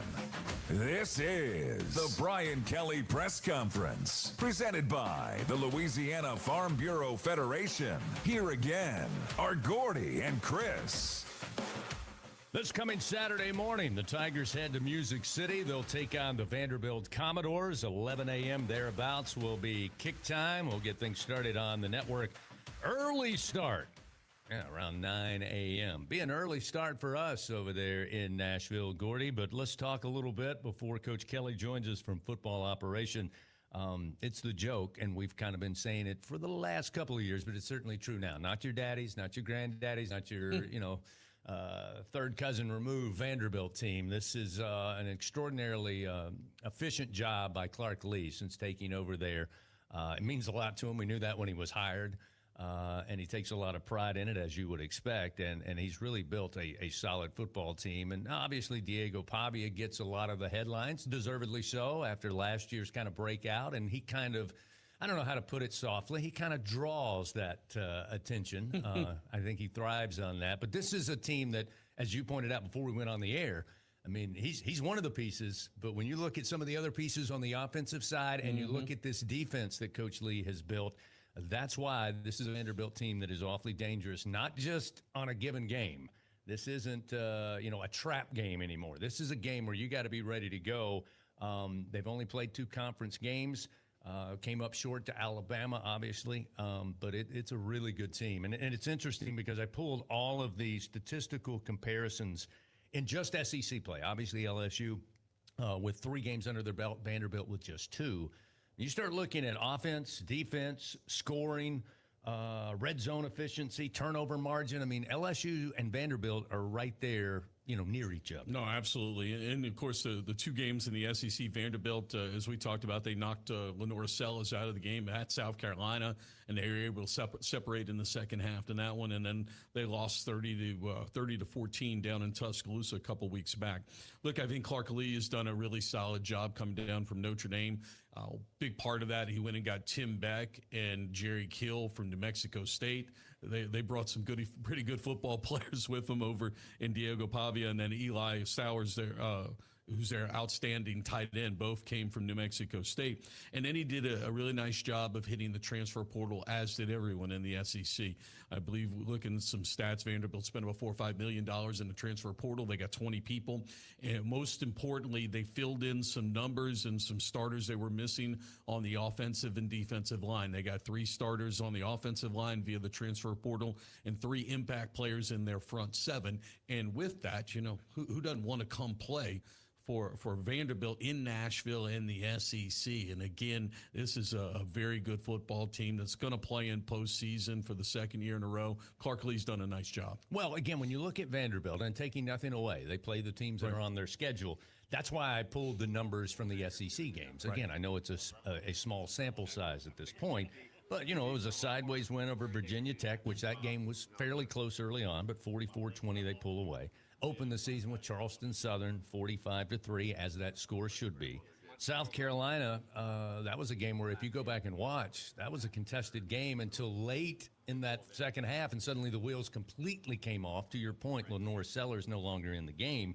But there were some big moments where Carolina really could have taken the momentum early in that contest, unable to do so. But when you look at scoring offense, and maybe this surprised me because, just at the conference games, you look at what they've done on the season. They're averaging 22.5 points per game against SEC competition. LSU right at 19.9. The defense, LSU second in the league, averaging just over 14 in conference play. Vandy fourth, giving up just 18.5. I got to be honest with you. When you look at these numbers, third down efficiency is a little sideways because Vandy is at 48% in league play, LSU at 28%. Third down defense almost identical at 41%. It's really special teams. Again, we haven't seen a lot of Vanderbilt special teams, but Damian Ramos is 6 of 6 of field goals, average with a long of 48. In SEC play, Vandy's only attempted 1 field goal. They hit it from 51 yards against South Carolina. And Grant Chadwick, who I think got burned this week for not getting special teams player of the week, averaging 55 yards a kick and a 71-yard punt. Absolutely. It's a big difference there. He's averaging 51 yards on the season, 6 inside the 20, 9 of 50+, where Vanderbilt's averaging about 45 yards. And I bring that up because when you look at everything else, you talk about hidden yards, you talk about every inch. LSU's going to have to be solid in all 3, and don't forget about special teams. No question. Look, the big thing for me when I went and looked at the film last night of the 2 SEC games was that Alabama's defense, I think, is comparable to LSU's defense in terms of athletic ability, and I thought they did a really good job of handling Diego Pavia. I think what really surprised me has been the speed of their backs. I mean, they've got a stable of backs. Cedric Alexander is the leader. He played a year ago. He's been explosive, a lot of big plays. Young and Lassiter, another 2 guys that have had some big hits, and they've been able to get some really explosive run plays. So again, look, LSU has seen this type of offense all season long. You're going to get a lot of movement. You've got a mobile quarterback, a lot of misdirection, eye discipline. And eye discipline and playing inside out on the football is going to be key because everybody knows how fast LSU is. And I think LSU's defense, again, this is a good matchup for them against a Vanderbilt team that's averaging 22 points in SEC play. I think the big pivotal, the X factor is LSU's offense can continue on the path they've been on, continue to run the football. When they continue to run up the football, it opens up the passing game for Garrett Nussmeier. Well, the problems that LSU clearly had in the Ole Miss game was the inability to get them off the field. And it was some real costly third and longs that uncharacteristically this season LSU struggled with. On the offensive side, they couldn't stay on the field. They couldn't sustain drives. The little wrinkle with Pavia, and I still believe that pound for pound, Lenora Sellers up to this point is the most difficult dual-threat quarterback. No question. But slightly different in the sense that Sellers you kind of know when he's not extending the play to try to throw. He pretty much makes a decision to run. Whereas Pavia, again, you can contain him side to side, but you better be ready because he's not going to give up on the play to throw. I think that's the key difference in those two. Yeah, he'll extend the play to throw the football. When you look, he has 60 attempts on the season running football, but 32 for a loss, right? So he's scrambling a little bit. He's not as committed to the run. He will run the football a little bit. It's kind of a magic man. He will hold it and is very creative, is very crafty back there. So you have to contain him. He's also one of these quarterbacks, you want to keep him in the pocket. He's thrown 3 of his 4 interceptions when he's in the pocket, right? At a 5'10", 5'11", behind a 6'4", 6'5" line, he's looking up, and those are the football's going to come up.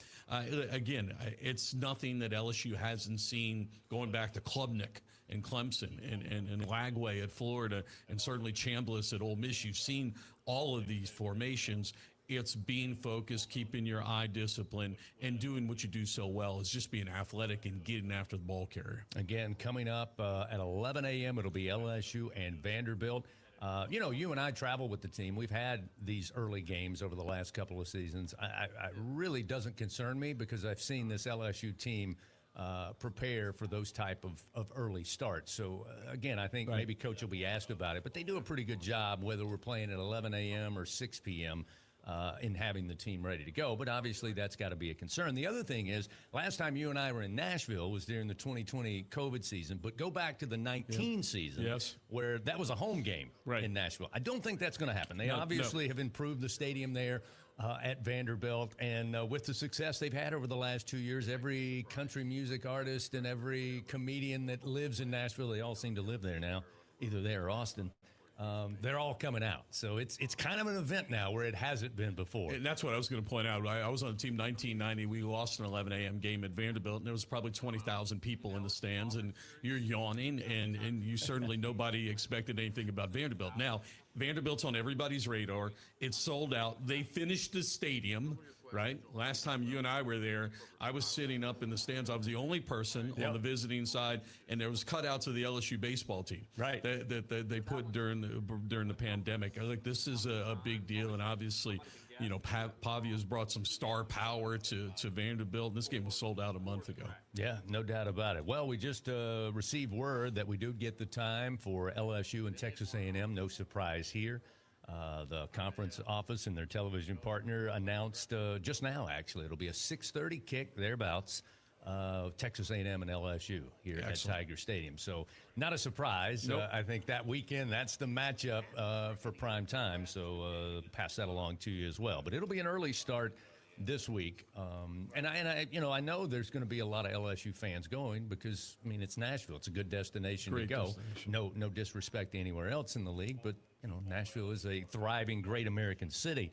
But it may not be as easy to go in there as a legendary coach said it used to be, famously last year. I think those days are done. With the rev share now, and you get a good coach like Clark Lee, who doesn't want that degree to go to college in Vanderbilt? Now the facilities are up. They've done a wonderful job in building the facilities. They put an athletic training room, a new locker room, a nutrition center, all in that end zone across from the basketball gym. Basketball gym's a different story. I'll let you and Coach Brady talk about that. But the facilities have really gotten a heck of a lot better, and they've done a nice job. Well, as we wait for Coach Kelly to join us over at Football Operations, we talked a little bit about it on Saturday night. You mentioned parity. You looked at the scores of the SEC games on Saturday. There were 2 games where it was, I would say, lopsided, 17-point wins. Outside of that, it was down to the wire. Nobody's great and nobody's bad anymore. Everybody's right there. Let's go to Football Ops. Here he is, head coach Brian Kelly. Afternoon. Let's begin. I just want to go back to Saturday and just give you some of my thoughts on the game. First and foremost, I think we're 23-2 at home, and the expectation is success at home. In particular, it's Tiger Stadium, and our guys love playing in it, and the atmosphere at kickoff was amazing. I'm not sure that it carried that way the whole 4 quarters, but it is what it is. We're going to play football no matter what. But what I loved about our team is their grit. You know, it wasn't a perfect game for us. We made some mistakes, but we overcame that. And if you really watch the film, we competed. We had guys running, flying around, playing physical. One of the top quarterbacks in the league felt us. I just really liked the way we competed. Now, our attention to detail has to be better. Our focus on certain things have to be much better. But I really like the fact that that mindset was there for our football team. Other things that really stood out after you watch film is that we ran off the ball for the first time with the offensive line. We got off the ball. Now, we got to sustain, and sustainability is will and want to, and we got to get more of that. I thought we did a great job in protecting our quarterback. No sacks against one of the elite pass rushers in Stewart in the league. He is an outstanding athlete, and I was proud of our guys in keeping our quarterback clean. So some of the real foundational principles of being successful are in place.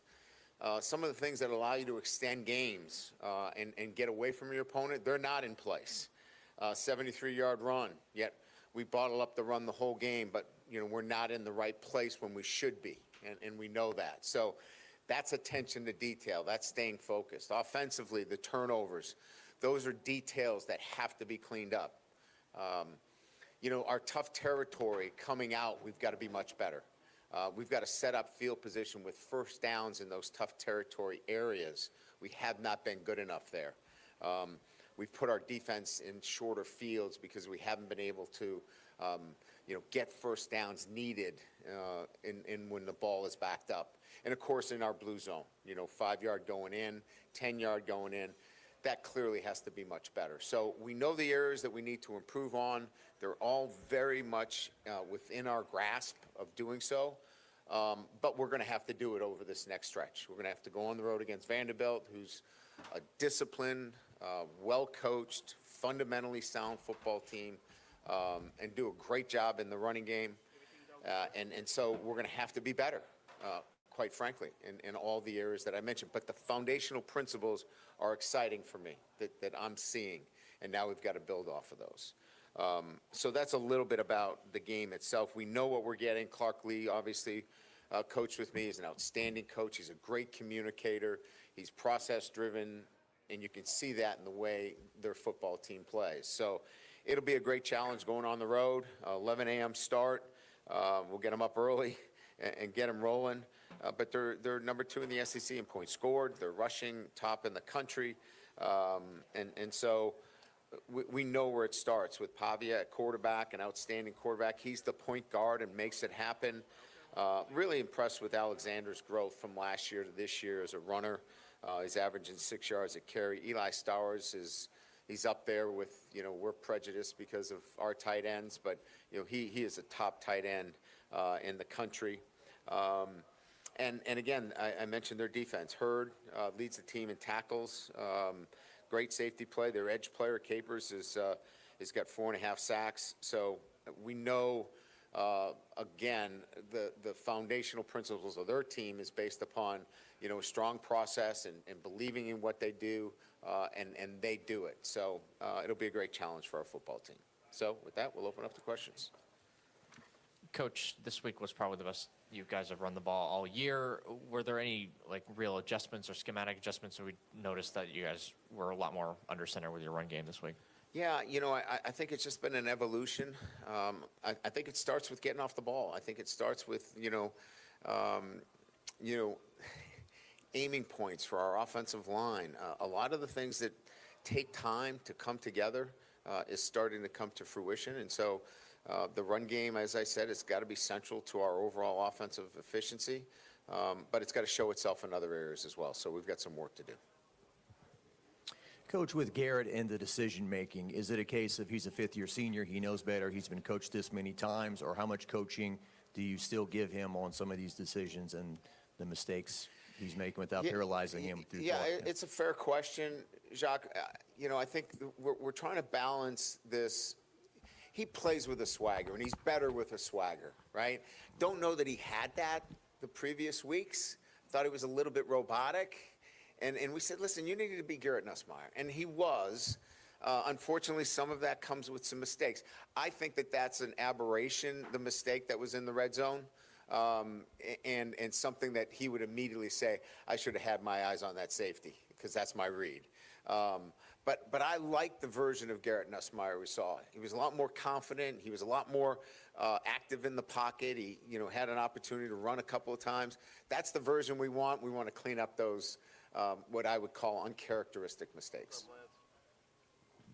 What happened with Bernard Gooden, and can you give us an update there? Collarbone, bruised collarbone. Very sore right now, but clean, no break. So this is a short-time thing, and one he'll have to manage the pain relative to how we go through the week. Right. I'm sure through your career you've had guys like Diego Pavia who kind of elevate everyone else around them. Yeah. As the opposing coach, how do you coach your team to prepare for that guy who's going to bring out the best in his team? Make him one-dimensional. I think that those dual-threat quarterbacks, if they can do both, you're in trouble. So we've got to really do a great job in the running game. And not to say that he can't throw the ball, because he can. They average over 200 yards throwing the football, and he's capable. But I think if you're trying to choose one or the other, he's going to kill you if he runs. So we're going to take the path that we need to be really good against the run, and then put them in predictable situations. They're the best in the country in third down because they're in third and short most of the time. So we've got to get them, off schedule. First down is really crucial for us. If we can get them again in second and third situations that are a little bit longer, we can be more predictive relative to the balance between run and pass. And with Jamari Butler, what's the status of him? And he has an ankle, lateral though. It's not high ankle. And I would say that he's probable if we were to put out a report. We got good news on that as well. I think we got good news on all of the injuries that we had. I'll give you a quick rundown so we can get through it. Aaron Anderson looked good. We'll continue to progress with him. Caden Durham had, a hip pointer, which was mild, but one that affected him a little bit. He'll be fine. Braylon Moore had a stinger, but under control. We took an MRI. It looked good. Paul Mabanga is making progress. We expect him to be available this week. And Nussmeier had a slight ankle sprain, not a high ankle sprain, but a medial. And we feel like he's going to be fine. So those are the top guys. We talked about Gooden with the collarbone, Jamari with the ankle, and then Whit Weeks is just from his injury, he's sore. But that's our entire injury report. And then with Dylan Carpenter having to take more snaps, how do you think he fared? Yeah, he was solid. Dylan is a solid player. He's reliable and trustworthy, and he's going to do his job. He may not flash the way some of the other guys do, but we put him on the field because we trust him. Coach, you were able to hold Sellers to 19 yards on 22 carries. How important was that, whether it be schematically for the defense or just from a confidence standpoint going into the next two games with guys like Pavia and Marcel Reed? Yeah, certainly, we knew that he was the guy that we had to center on. I think if there's only one thing that we would like to be better at is we've got to keep them in the pocket. These quarterbacks that get outside on us create havoc in the back end of our defense. So a little bit better there, but we were really solid in terms of stopping him from running. His longest run was a quarterback draw. And it was the second and long situation they caught up. But I was really pleased with the overall effort. Ryan, obviously going into the game, the questions were, how's Garrett going to throw the ball? Can you run the ball? You did those things well. You had the issues in the red zone, but do you feel those are more fixable? Those are correctable. Than the other ones that are more. Yeah, no doubt. And I think the question is, one that I present myself with every Sunday when I come back in, like what are the issues here that we can fix and are really fixable, that you don't see them again or you don't see them pop up again to the point where they can cost you a game. The foundational principles of getting off the ball, playing great run defense, attacking the ball in the air, pushing the ball down the field were in place. Now let's be a better version of that as we continue to move forward. Historically, people credit you for having great line play and tight end development, right? So kind of what you were saying earlier about seeing some of these tenets evolve in your offensive line. Do you feel like those foundational pieces are there and it is that refinement and that steady improvement week to week? Yeah, we're at the point now where we can talk about sustaining blocks, which is simply a determination and a want to and a will. And we got to get to that, because if we sustain 1 or 2 blocks, well, we had 6 runs of 15 yards or more. That's a really good start. We could have had 3 or 4 that were of 50 or more. And we just need to sustain. I couldn't get to sustaining blocks if I couldn't get off the ball. Now we're getting off the ball. Now we got to sustain blocks. We got to hold on to those blocks. It can't just be contact and that's it, because those guys are folding back in and making plays. So we're at a next stage if we continue to do what we're doing, which puts us in a really good place. Brian, I know of at least one team, but there was a team last year that went to Nashville and lost, and they were a big favorite. Like, do you guys talk about that at all? No, we have a respect for Vanderbilt. You just watch the film. They're so disciplined. They do the things the right way. They're a hard football team. They're a mature football team. This is a mature team. They've got 5th and 6th year and 7th, 8th, 9th. I don't know. They've been forever. But they are well coached and disciplined. And so you know what you're going to get in the SEC when you play a team of that caliber. And their record now has spoken for themselves. You know, so you don't have to go in and, hey, this is what you got to be worried about Vanderbilt. No, they know what Vanderbilt's done. They've got work. They have a resume. Now, it's not a long resume, but it's a real resume with the same players. So that's why we don't need to get into those kind of, hey, remember what they did to Alabama. We just need to look at last year's game. We won 28-21, and it was hard fought. You gave Caden Durham 15 carries. Is there a positive thing in a running game when you give a guy 15 carries, he warms up, as opposed to 3 and 4 carries over 5 guys? Yeah, of course. Yeah, I mean, if you can get a guy into the rhythm of the game and know that he's seeing it really well, that's an advantage. There's no doubt. If it's 3 here, 4 there, you're trying to find something, right? We weren't trying to find something. We knew what we had with counter. We knew what we had with split zone. We knew what we had with the runs. It was going to be about, can you break a couple of tackles? I think the thing that Caden wants to do is not get wrapped up by the ankles. He's got to run through some tackles. And he knows that, but he plays the game the right way for us, and that's why he got the carries. I think most people have been waiting for that performance from Trey's Green for a while now. Just going back and looking at the film and looking at the way you guys used him in that game, just what kind of performance could that maybe lead to in the future for him? How he's It should be a regular occurrence. And I don't want to set him up for failure at all, because you still got to protect, you still got to run it, you still got to throw it, you still got to catch it. But he will be featured in the offense accordingly. And now, what does that do? Is it maybe cause more tension to him? If it does, then other people will be open that are really dynamic within this offense. We've got to get Barry and Brown going. We've got to find him more. You know, he's a dynamic player. We just threw a spot route to him, and he got 7 yards after the catch. You know, so he's a guy that we've got to feature. You know, you got Xavion that's got to get involved. Aaron Anderson's coming back. Kyle Parker's not too bad. So you can imagine, you know, what we're trying to do here offensively is, you know, we want to get all these pieces into the game. And if one guy gets more attention than the other, maybe he doesn't get 9 catches, but maybe somebody else opens up the field for him. And that's what a dynamic tight end does for you. Coach, it's 11 a.m. early start for Tiger fans going to Nashville. Any words of wisdom or motivation so they're at their best, so to speak, for game time? For the fans, start drinking earlier. Is that what you meant? Yeah, I figured this was Bloody Mary. Start at 6. You know, get going. For us, we'll practice on Wednesday and Thursday. Excuse me, Thursday and Friday, because it's midwinter break. We have Thursday and Friday off, so we'll practice at 11 a.m. We'll get the guys up. We'll have pregame meal like it is Saturday, and we'll go through that routine on Thursday and Friday without the Bloody Marys. Last week, you talked about, in your career, what you've considered when you've made midseason changes on the offensive line. Have you and your staff given any consideration to giving Josh Thompson a try at right tackle?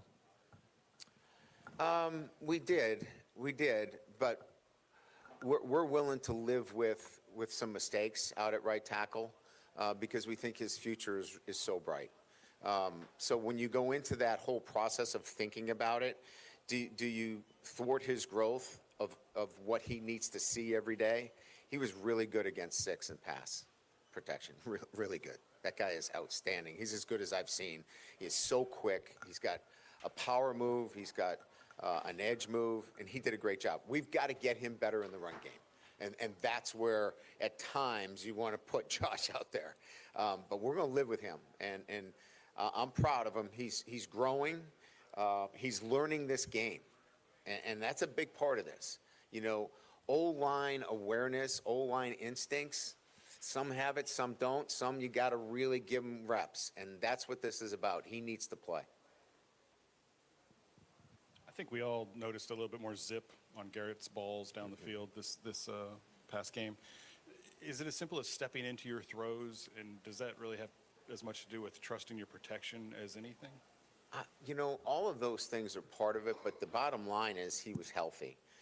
On Thursday, I mentioned to you, we have the ball that has the GPS in it, and his numbers were up from any other time during the week. His ab injury is on the right side of it, where he feels good, and he didn't feel any pain on Sunday coming in. So that's a really, really good sign for us moving forward. With Cohen Eccles and some of the work that he was doing in the run game, how much did that really sort of help you guys the way he performed at right guard, being in there for the whole time? Yeah, I thought he was really solid for us. You know, he gets off the ball, he gets hands on you, and he moves you. You get a dent, and he did a really, really good job. Now, he made some mistakes, but that's going to happen because he doesn't have a huge resume of work. But I liked his effort.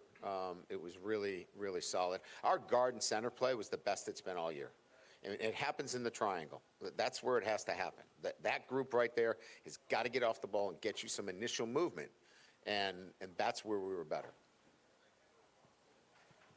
Is Vandy kind of the ultimate case of what you can be in the modern era, because we know what they were in years past? Is it, you know, there's no longer no 12-0 teams, no 3-9 teams in this league?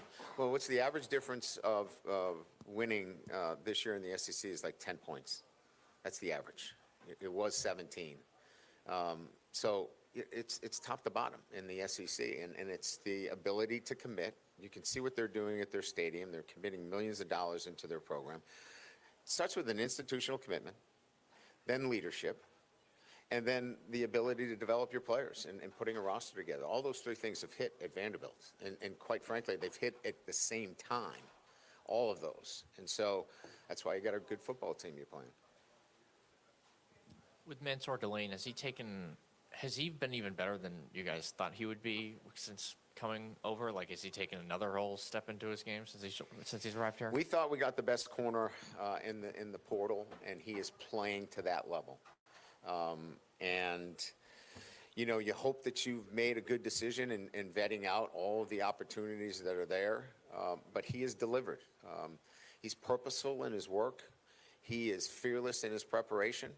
And then plays fearlessly with no fear in the game because he knows he can do it. That's a great mix for a corner. Just the teaching moment that you have to have with Juwan, I think, at the goal line there. Like, could you elaborate the conversations and the understanding? He was a quarterback running the ball. Like, he thought he was a quarterback, where quarterbacks have this instinct of stretching out to get the ball. You're a running back. You lower your pads, 3 points of pressure on the ball, and go through. It's a teaching moment. It's a learning moment. He's a smart kid. What I loved about him is he didn't get down in the dumps. He gives us a big 56-yard run later in the game, right? He's that kind of guy. He's unflappable when it comes to making a mistake. He's going to learn from it, and he's going to come back. And with Mansour, what was the recruiting process like with him? Were you able to talk with him at all before A lot he of came here? pleases. What can we do for you? It was a one-sided conversation, quite frankly. Once we had a connection where he wanted to be here, we did everything to consummate that deal. And what was your kind of first impression of him when you were talking with him in the portal? Well, I loved his football IQ, and I loved why he would want to be here. He wanted to be on a platform and a stage to showcase his abilities. And he could have went in the draft. He probably would have been a third round pick is what we had in terms of the numbers. But he wants to be a first-round pick. He wants to be the best corner in the country. He wants to be seen as such, and he knew that this would be a great platform for him. Kind of elaborate on that corner room, I guess. Just what are you seeing in Corey's teaching? It sounds tough, but it also sounds relatable when we're around him.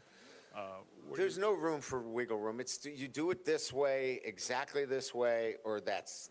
There's no negotiables. They're non-negotiables, and they're things that they want to do.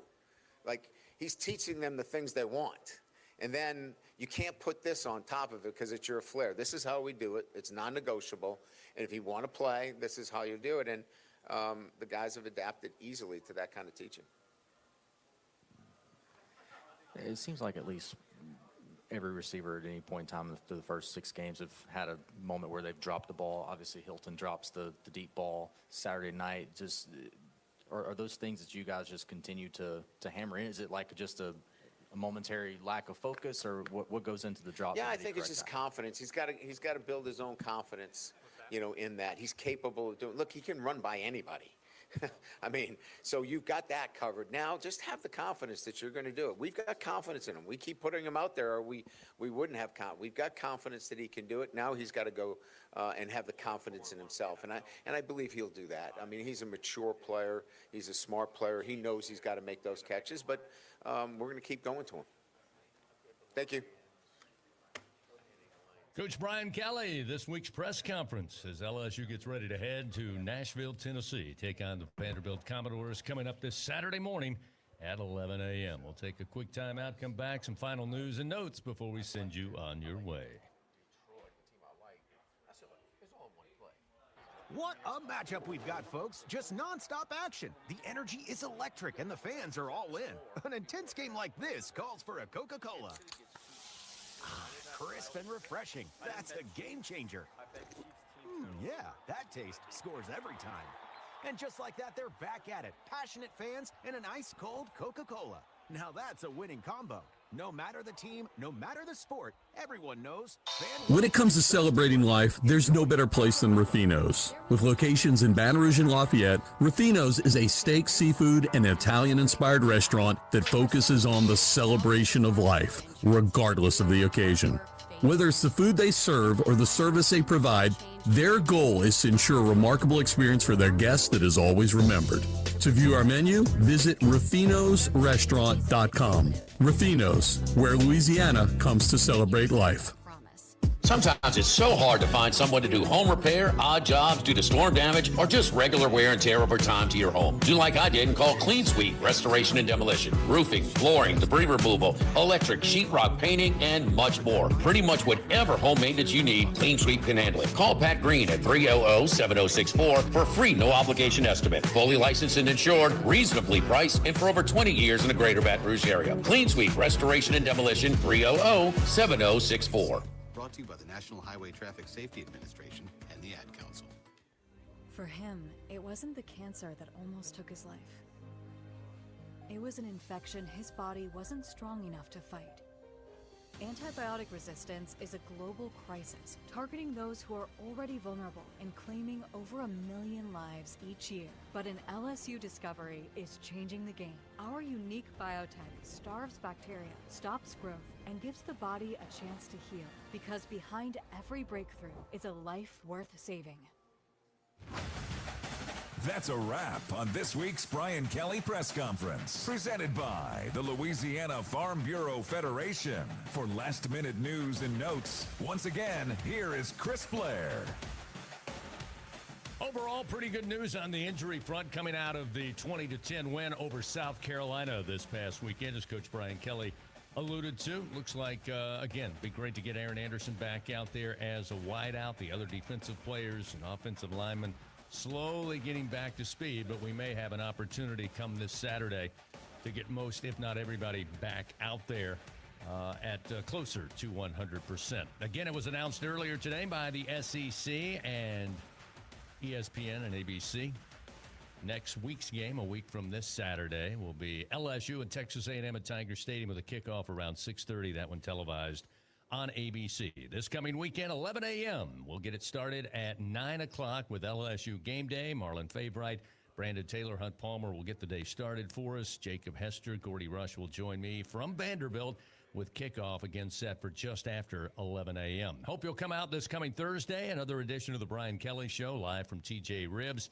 Starts at 7 o'clock. Come out, have dinner with us, listen to the Top Tiger discuss the very latest as they head in to take on the Commodores. Again, if you can't make it out, you can tune in all over the state here on the network and, of course, streaming for free on the LSU Sports mobile app and lsusports.net. That'll wrap it up for this week. My thanks to Gordy Rush. We thank you for joining us. We'll be back here next Monday. Live at lunch with Ott and Hanny. Live from Chris's Specialty Foods on Highland Road. Caught us by surprise there. Okay, welcome back. We're here at Chris's Specialty Foods on Highland Road, right across from Rufino's. Glad to have you with us there. Brian Kelly with mostly good news on the injury front, and we know the Texas A&M is going to be at 6:30 now. And he had some nice things to say about Vanderbilt. Jimmy, I think the one thing that we can say is that this is not a typical Vanderbilt team. I don't think LSU's ever played a game against Vanderbilt that was quite like this. First of all, I can't ever remember there being an underdog to Vanderbilt, no matter where the game was played. You know, when you have these sort of magical years, like Indiana did last year, you at these non-traditional powers, do you do enough to kind of capitalize on it? Yeah.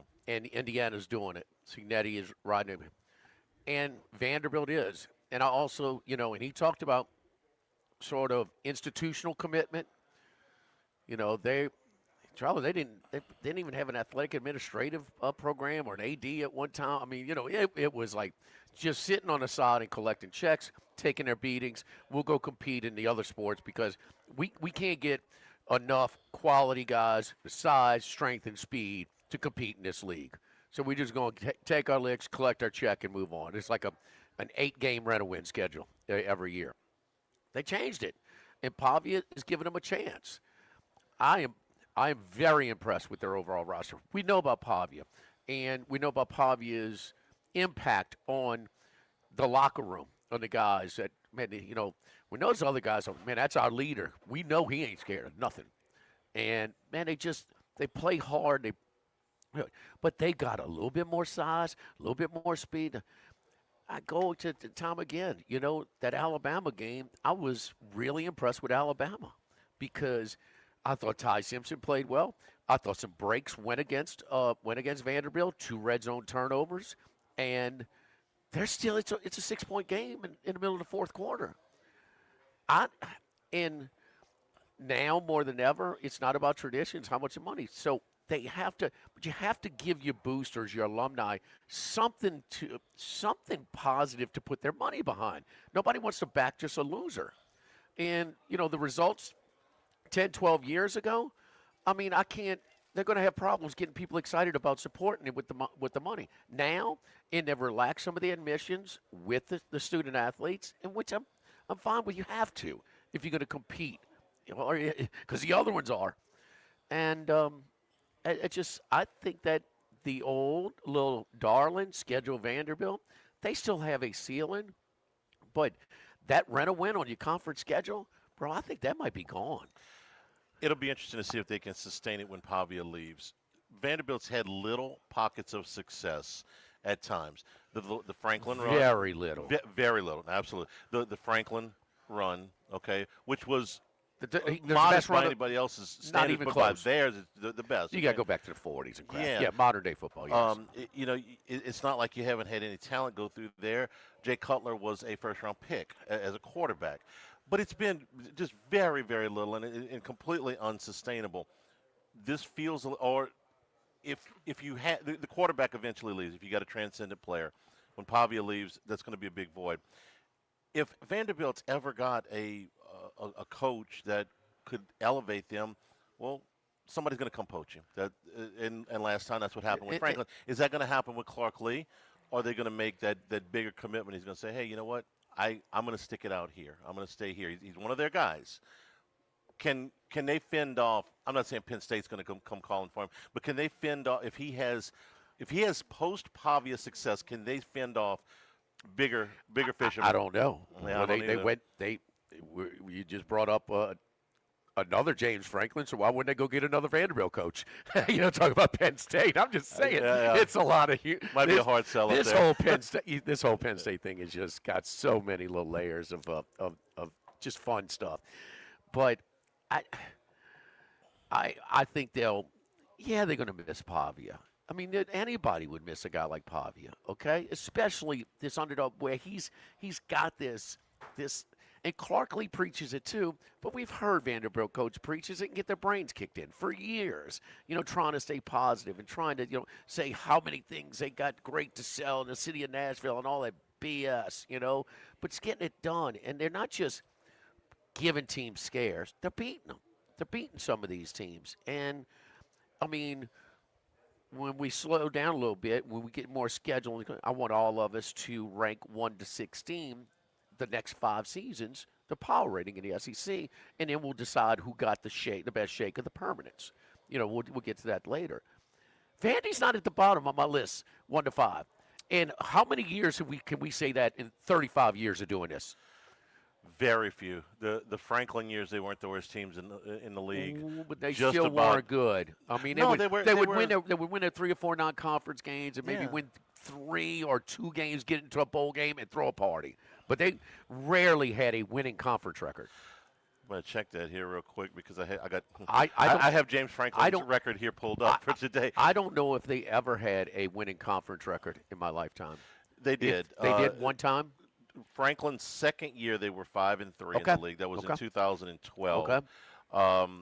But it's very damn few as far as the You got another one than that? A winning record in the league?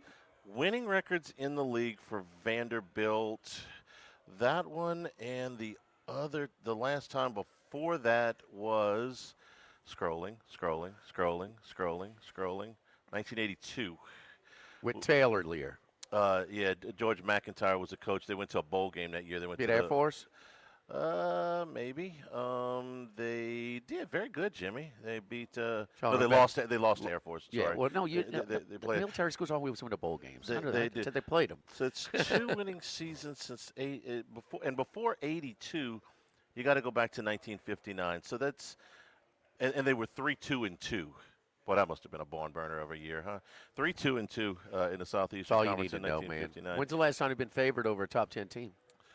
Well, that's your corner of the store. Never. I'll go never. Never. Probably I'll go not. never. When did they ever? 50s. Yeah. What's the highest they've ever been ranked in our lifetime?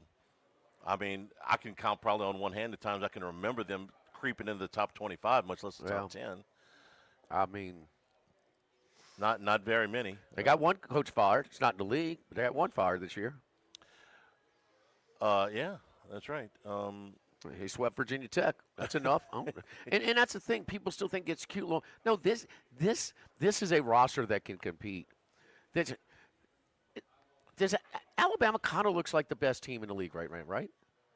They went to their place, or they could be. If not, they're in a conversation. They're close, okay. Yeah. I mean, they went there in a revenge spot and had some bad breaks and was still right there.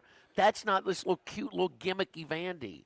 They have more than just, and I mean, because Vandy you could get 20, 25 explosive plays left and right. You watch the games, there weren't just gobs of yardage all over, and that's for a healthy Alabama team with a healthy running back in Jam Miller, with the quarterback playing good football. I mean, they're not the little warm, fuzzy, stuffed animal that you want to schedule. They are good, man. Just one more thing on the history of that program. If you're under the age of 40, imagine this. LSU hired a coach from Vanderbilt because he had almost won. Now, spare me the jokes about them going cheap with Jerry DiNardo, but DiNardo had four seasons where they were either 1 game below 500 or 3 games below 500. And that was enough to get him this job. Now, this job in 1995, late 1994, was not what this job is now. But that was considered a pretty impressive thing. They sold that. Say, hey, look, this guy could almost win at Vanderbilt. He can win at LSU. And he did a little bit. And how many coaches are going to get an LSU level job? This is how bad Vanderbilt was, and lose their last game by 65. Yes, the last game before DiNardo took the job here, they lost 65-0 to Tennessee, and that was This Manning, is Tennessee. not no Uncle Charlie and Uncle Jimmy's Vanderbilt, bro. No, it's this not. is not. But again, so Clark Lee, what do we think of him as a coach? Oh, I think they're gonna have to pay him pretty soon too. I would ask if it's Pavia. The 3 years before Pavia got there, they were 2-22 in the league. It's all Pavia Now. right now. Yeah. But they have already built this. You don't think this year's last year's team was not favored over LSU? No. This team is.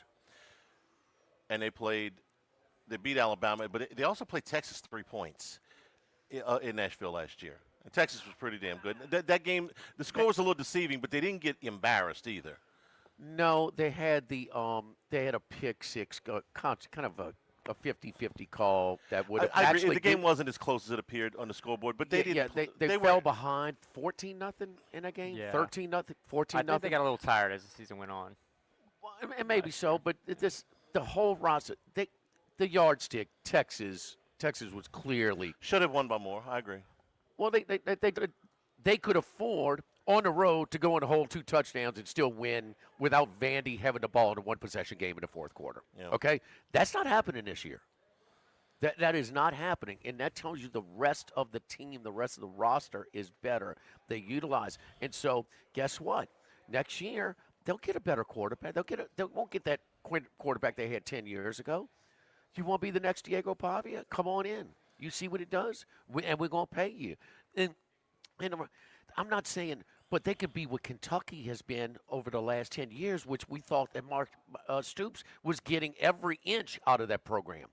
They can easily be that. Just one thing, too, on this, and this is a bit of a trend now in college football. I'm curious to see if it continues because it's not like parity and consistency has worked out for Penn State or Clemson.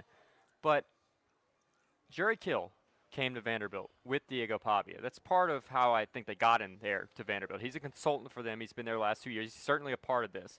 You see Ben Arbuckle goes with John Mateer from Wazoo to Oklahoma. We're seeing a few more of these coordinators. Yep, Dampier in Utah's offensive coordinator.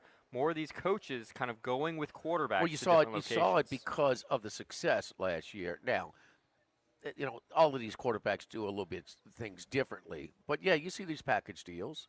And I don't know who they convinced to go first, whether it was Pavia or Kill. I don't know. Both are good. I can tell you that. Jared Kill would have been a longer tenured his head health. coach if his health would have held up. And Yeah. his stressful approach. He Yes. doesn't need to be. I worry about him sometimes. He's a little bit too emotionally involved in the games, but he is a no-nonsense. He's not afraid to coach. When somebody makes a real bad mental mistake, as an assistant, he'll let him know about it. He will let him know about it. So, and Pavia is just special. So, you're not. You can't reproduce the next Pavia. We can't reproduce the next 2019 team. Okay, it's not happening.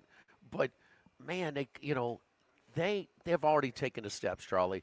Both with this year's roster is better than it was last year, and also they're in now. Administrative support, and I think Kelly used a different term, institutional commitment. But administrative support is so important. And now you got you. When is the last time that Vanderbilt boosters, the alums who got some money, when have they had something to be as proud of as this? Never. Baseball. No, football. Nothing. That's different sport. Nothing. No. Nothing. No. They are 5-1 right now. What is their most likely record at the end of the season? Who they got left? Okay, I'll give them to you. They have 4 home games: LSU, Missouri, Auburn. Those are 2 50-50, so 1-1 with those two. Auburn and Kentucky. Oh, at home? Both at home, yeah. At least 2-2, maybe 3-1. Let's just go 2-2 with a little shade. Okay, so let's do this. 2.5. Go ahead. 2.5. The 2 road games are at Texas and Tennessee. No to Texas. They could compete, but I'm just going to say. And who's the other one? Tennessee. To end the season. So maybe 3-3 on those. Okay, so they're 8-4. That gets them to 8-4. Yeah. If you win that third home game, If you can beat out of LSU, Missouri, Auburn, and Kentucky, I don't think they win either one of the road They're games. going to go 2-1 at home and 1 and 2 on the road. And They only got 2 road games left. I'm sorry. So you got to go 3-1 at home and 0-2 on the road. That would get you to 8. Well, I could tell you they're going to be double-digit dogs, probably, or maybe not Tennessee. What was Alabama favorite? Is 9.5? What's that? But 12 and 10.5, 12.5. They bounced around. Remember 9.5. Alabama, Tennessee. Alabama, Vandy. Vandy. It was right at 10, 9.5. Yeah, something like that. Because it was still under it at 9. It was right on the number. So, I mean, Texas, 10, 11, and Tennessee 6. And if you want to break it down even further, I think If they will definitely beat Kentucky. If they're favored over Auburn, LSU at home, they're going to be favored over Auburn at home. Yeah. I think they will definitely beat Kentucky. I think they definitely lose at Texas. The other 4 games, I'll hear an argument. And if you split them, and my initial to Texas is too much for them, boy. I don't think Texas is any better than Alabama. I don't think they're as good as Alabama.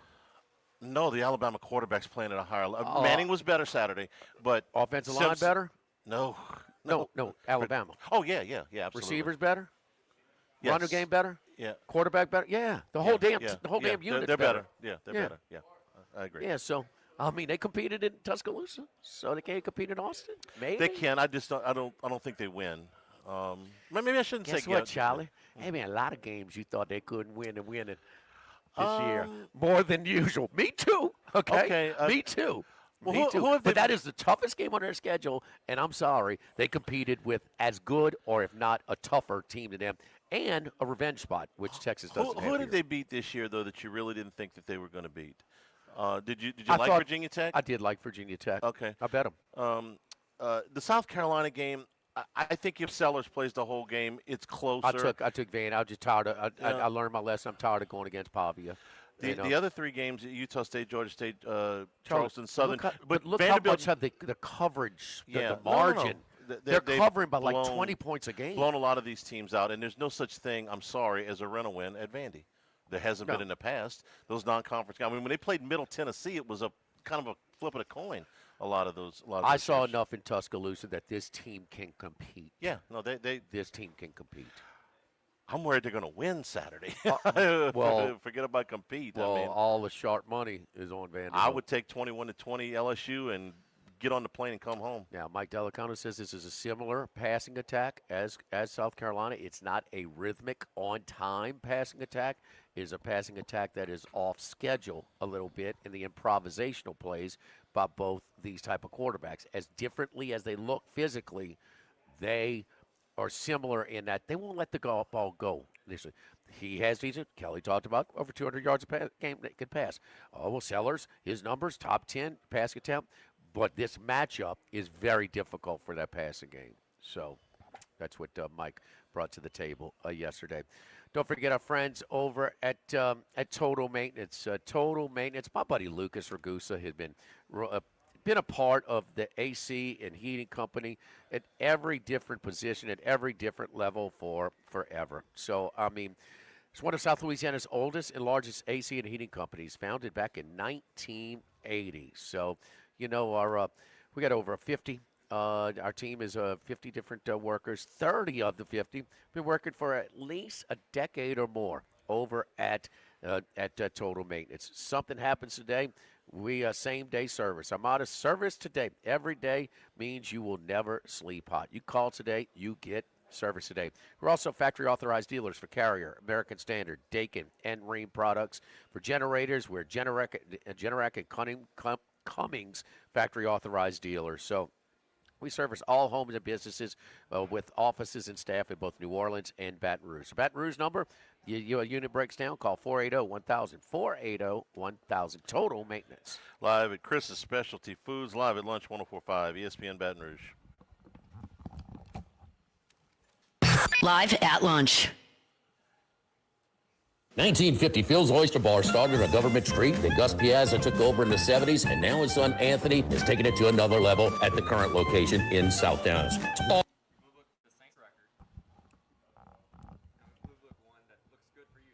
well, by all means, let's promote that. What? Jimmy, Florida State will finish with the top 25 Better record than Alabama. I agree with you on the top 25. Yeah, you ready? He said Knowles are 8-4-7-5 team. Yes, rolling. This is Charles Hanniger. Joins for the Tuesday edition of Live at Lunch from Doe's Eat Place on Government Street at Mid-City. Andy Isco joins us from Las Vegas. Greg Bowser talks Tigers. And we do first class, second class, no class. Live at Lunch, 11 a.m. Tuesday from Doe's Eat Place on 104.5 ESPN Baton Rouge. Insurance to let owners protect themselves in the event of damage. For your camps, boats and trailers, four-wheelers, ATVs, and tractors, get a quote today at morris-ig.com or call 225-201-0007. Do you know what you would do if you were in a car wreck? It's easy to panic when you or someone you care about is hurt in an accident. Who will pay the medical bills? Who will pay the car repair?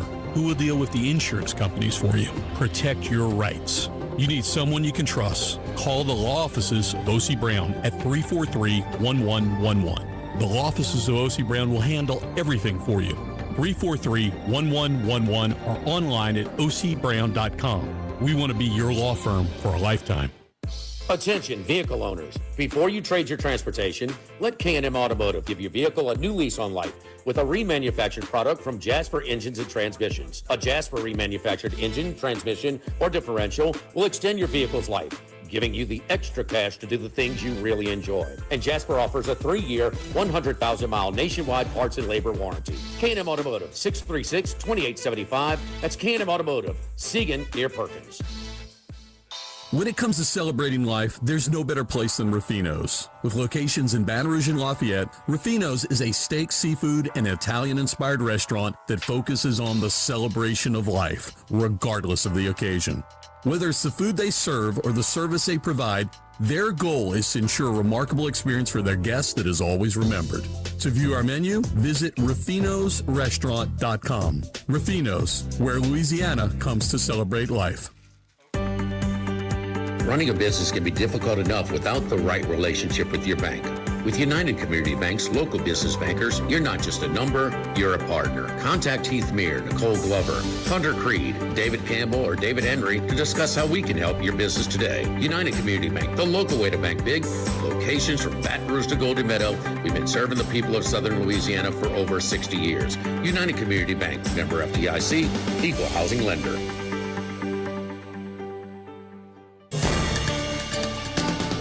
With all of the financial headlines, are you worried if your retirement savings will last? The market's ups and downs can keep you guessing, especially if you're approaching retirement or considering it. If you have more questions and answers about what's next, let's work together to help ensure you're prepared for your journey. After all, retirement isn't the end of the trek, it's a new beginning. Stop by your local Edward Jones advisor. Text Morris on Jefferson. Edward Jones, member SIPC.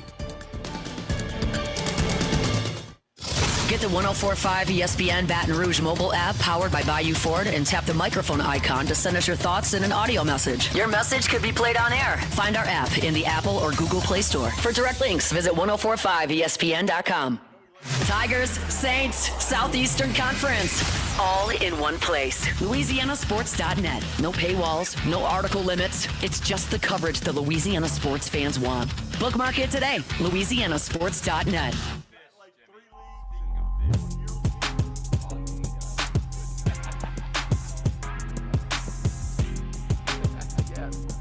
Live at Lunch with Ott and Hanny. Live from Chris's Specialty Foods on Highland Road.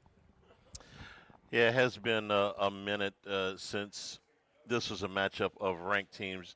Jimmy, LSU and Vandy have actually played 3 times when they were ranked. None since the 40s. They played 3 times ranked teams, 1937, 1938, and 1947. So it's been a minute. I mean, is it fair to say that the landscape of building college football programs is changing? Yeah. So I could tell you, Charlie, I couldn't have been more wrong, because forever in college football, you got the haves and have-nots, right? I mean, we've got the tiers. You know, I mean, well, this half, you know, when there's 12 teams in the SEC, this half is trying, and this half is just they're not. They just don't have it. You know, but man, did you tell me Indiana is going to be a real factor? You know, back-to-back playoff appearances. No, I mean, never. stuff like that. So the SMU stuff, okay, you know, they got the money to go, Miami, all right, they're going to give their NIL stuff. I'll get it. USC, if they could get the right coach, but they had a nice win on Saturday, and they got a real stage on Saturday at South Bend. But it's just, I thought it was going to separate the haves from the have-nots. How would it not? Well, no, their budget is here already on whether they're spending it on waterfalls or barbershops in a slide in your football facility, or just pay or play, which only widening, but the competitive balance is growing more. It's backwards MLB baseball. Well, the transfer portal eliminating the sit-out year, I think, is just as big of a factor in player movement, and so continuity has been harder, and depth has been impossible. The to depth is maintain. where that has to be, it's keeping the super teams from being super. Couple of baseball games before we get out of here, and NFL tonight. You got Mariners Blue Jays go at 4, Dodgers Brewers at 7. Is game 1 in the NL. I like Snell. To keep rolling for the Dodgers here. Dodgers have not beaten Milwaukee. Got swept to both Milwaukee and Chavez Ravine, and they're home and home this year. But I'm going to take the Dodgers there. It's very public, but I'll take them. And the other one, I haven't broken down the afternoon when. Who's pitching? Gilbert for Seattle, and Yasevich for 30? Toronto. I would go back with Seattle again.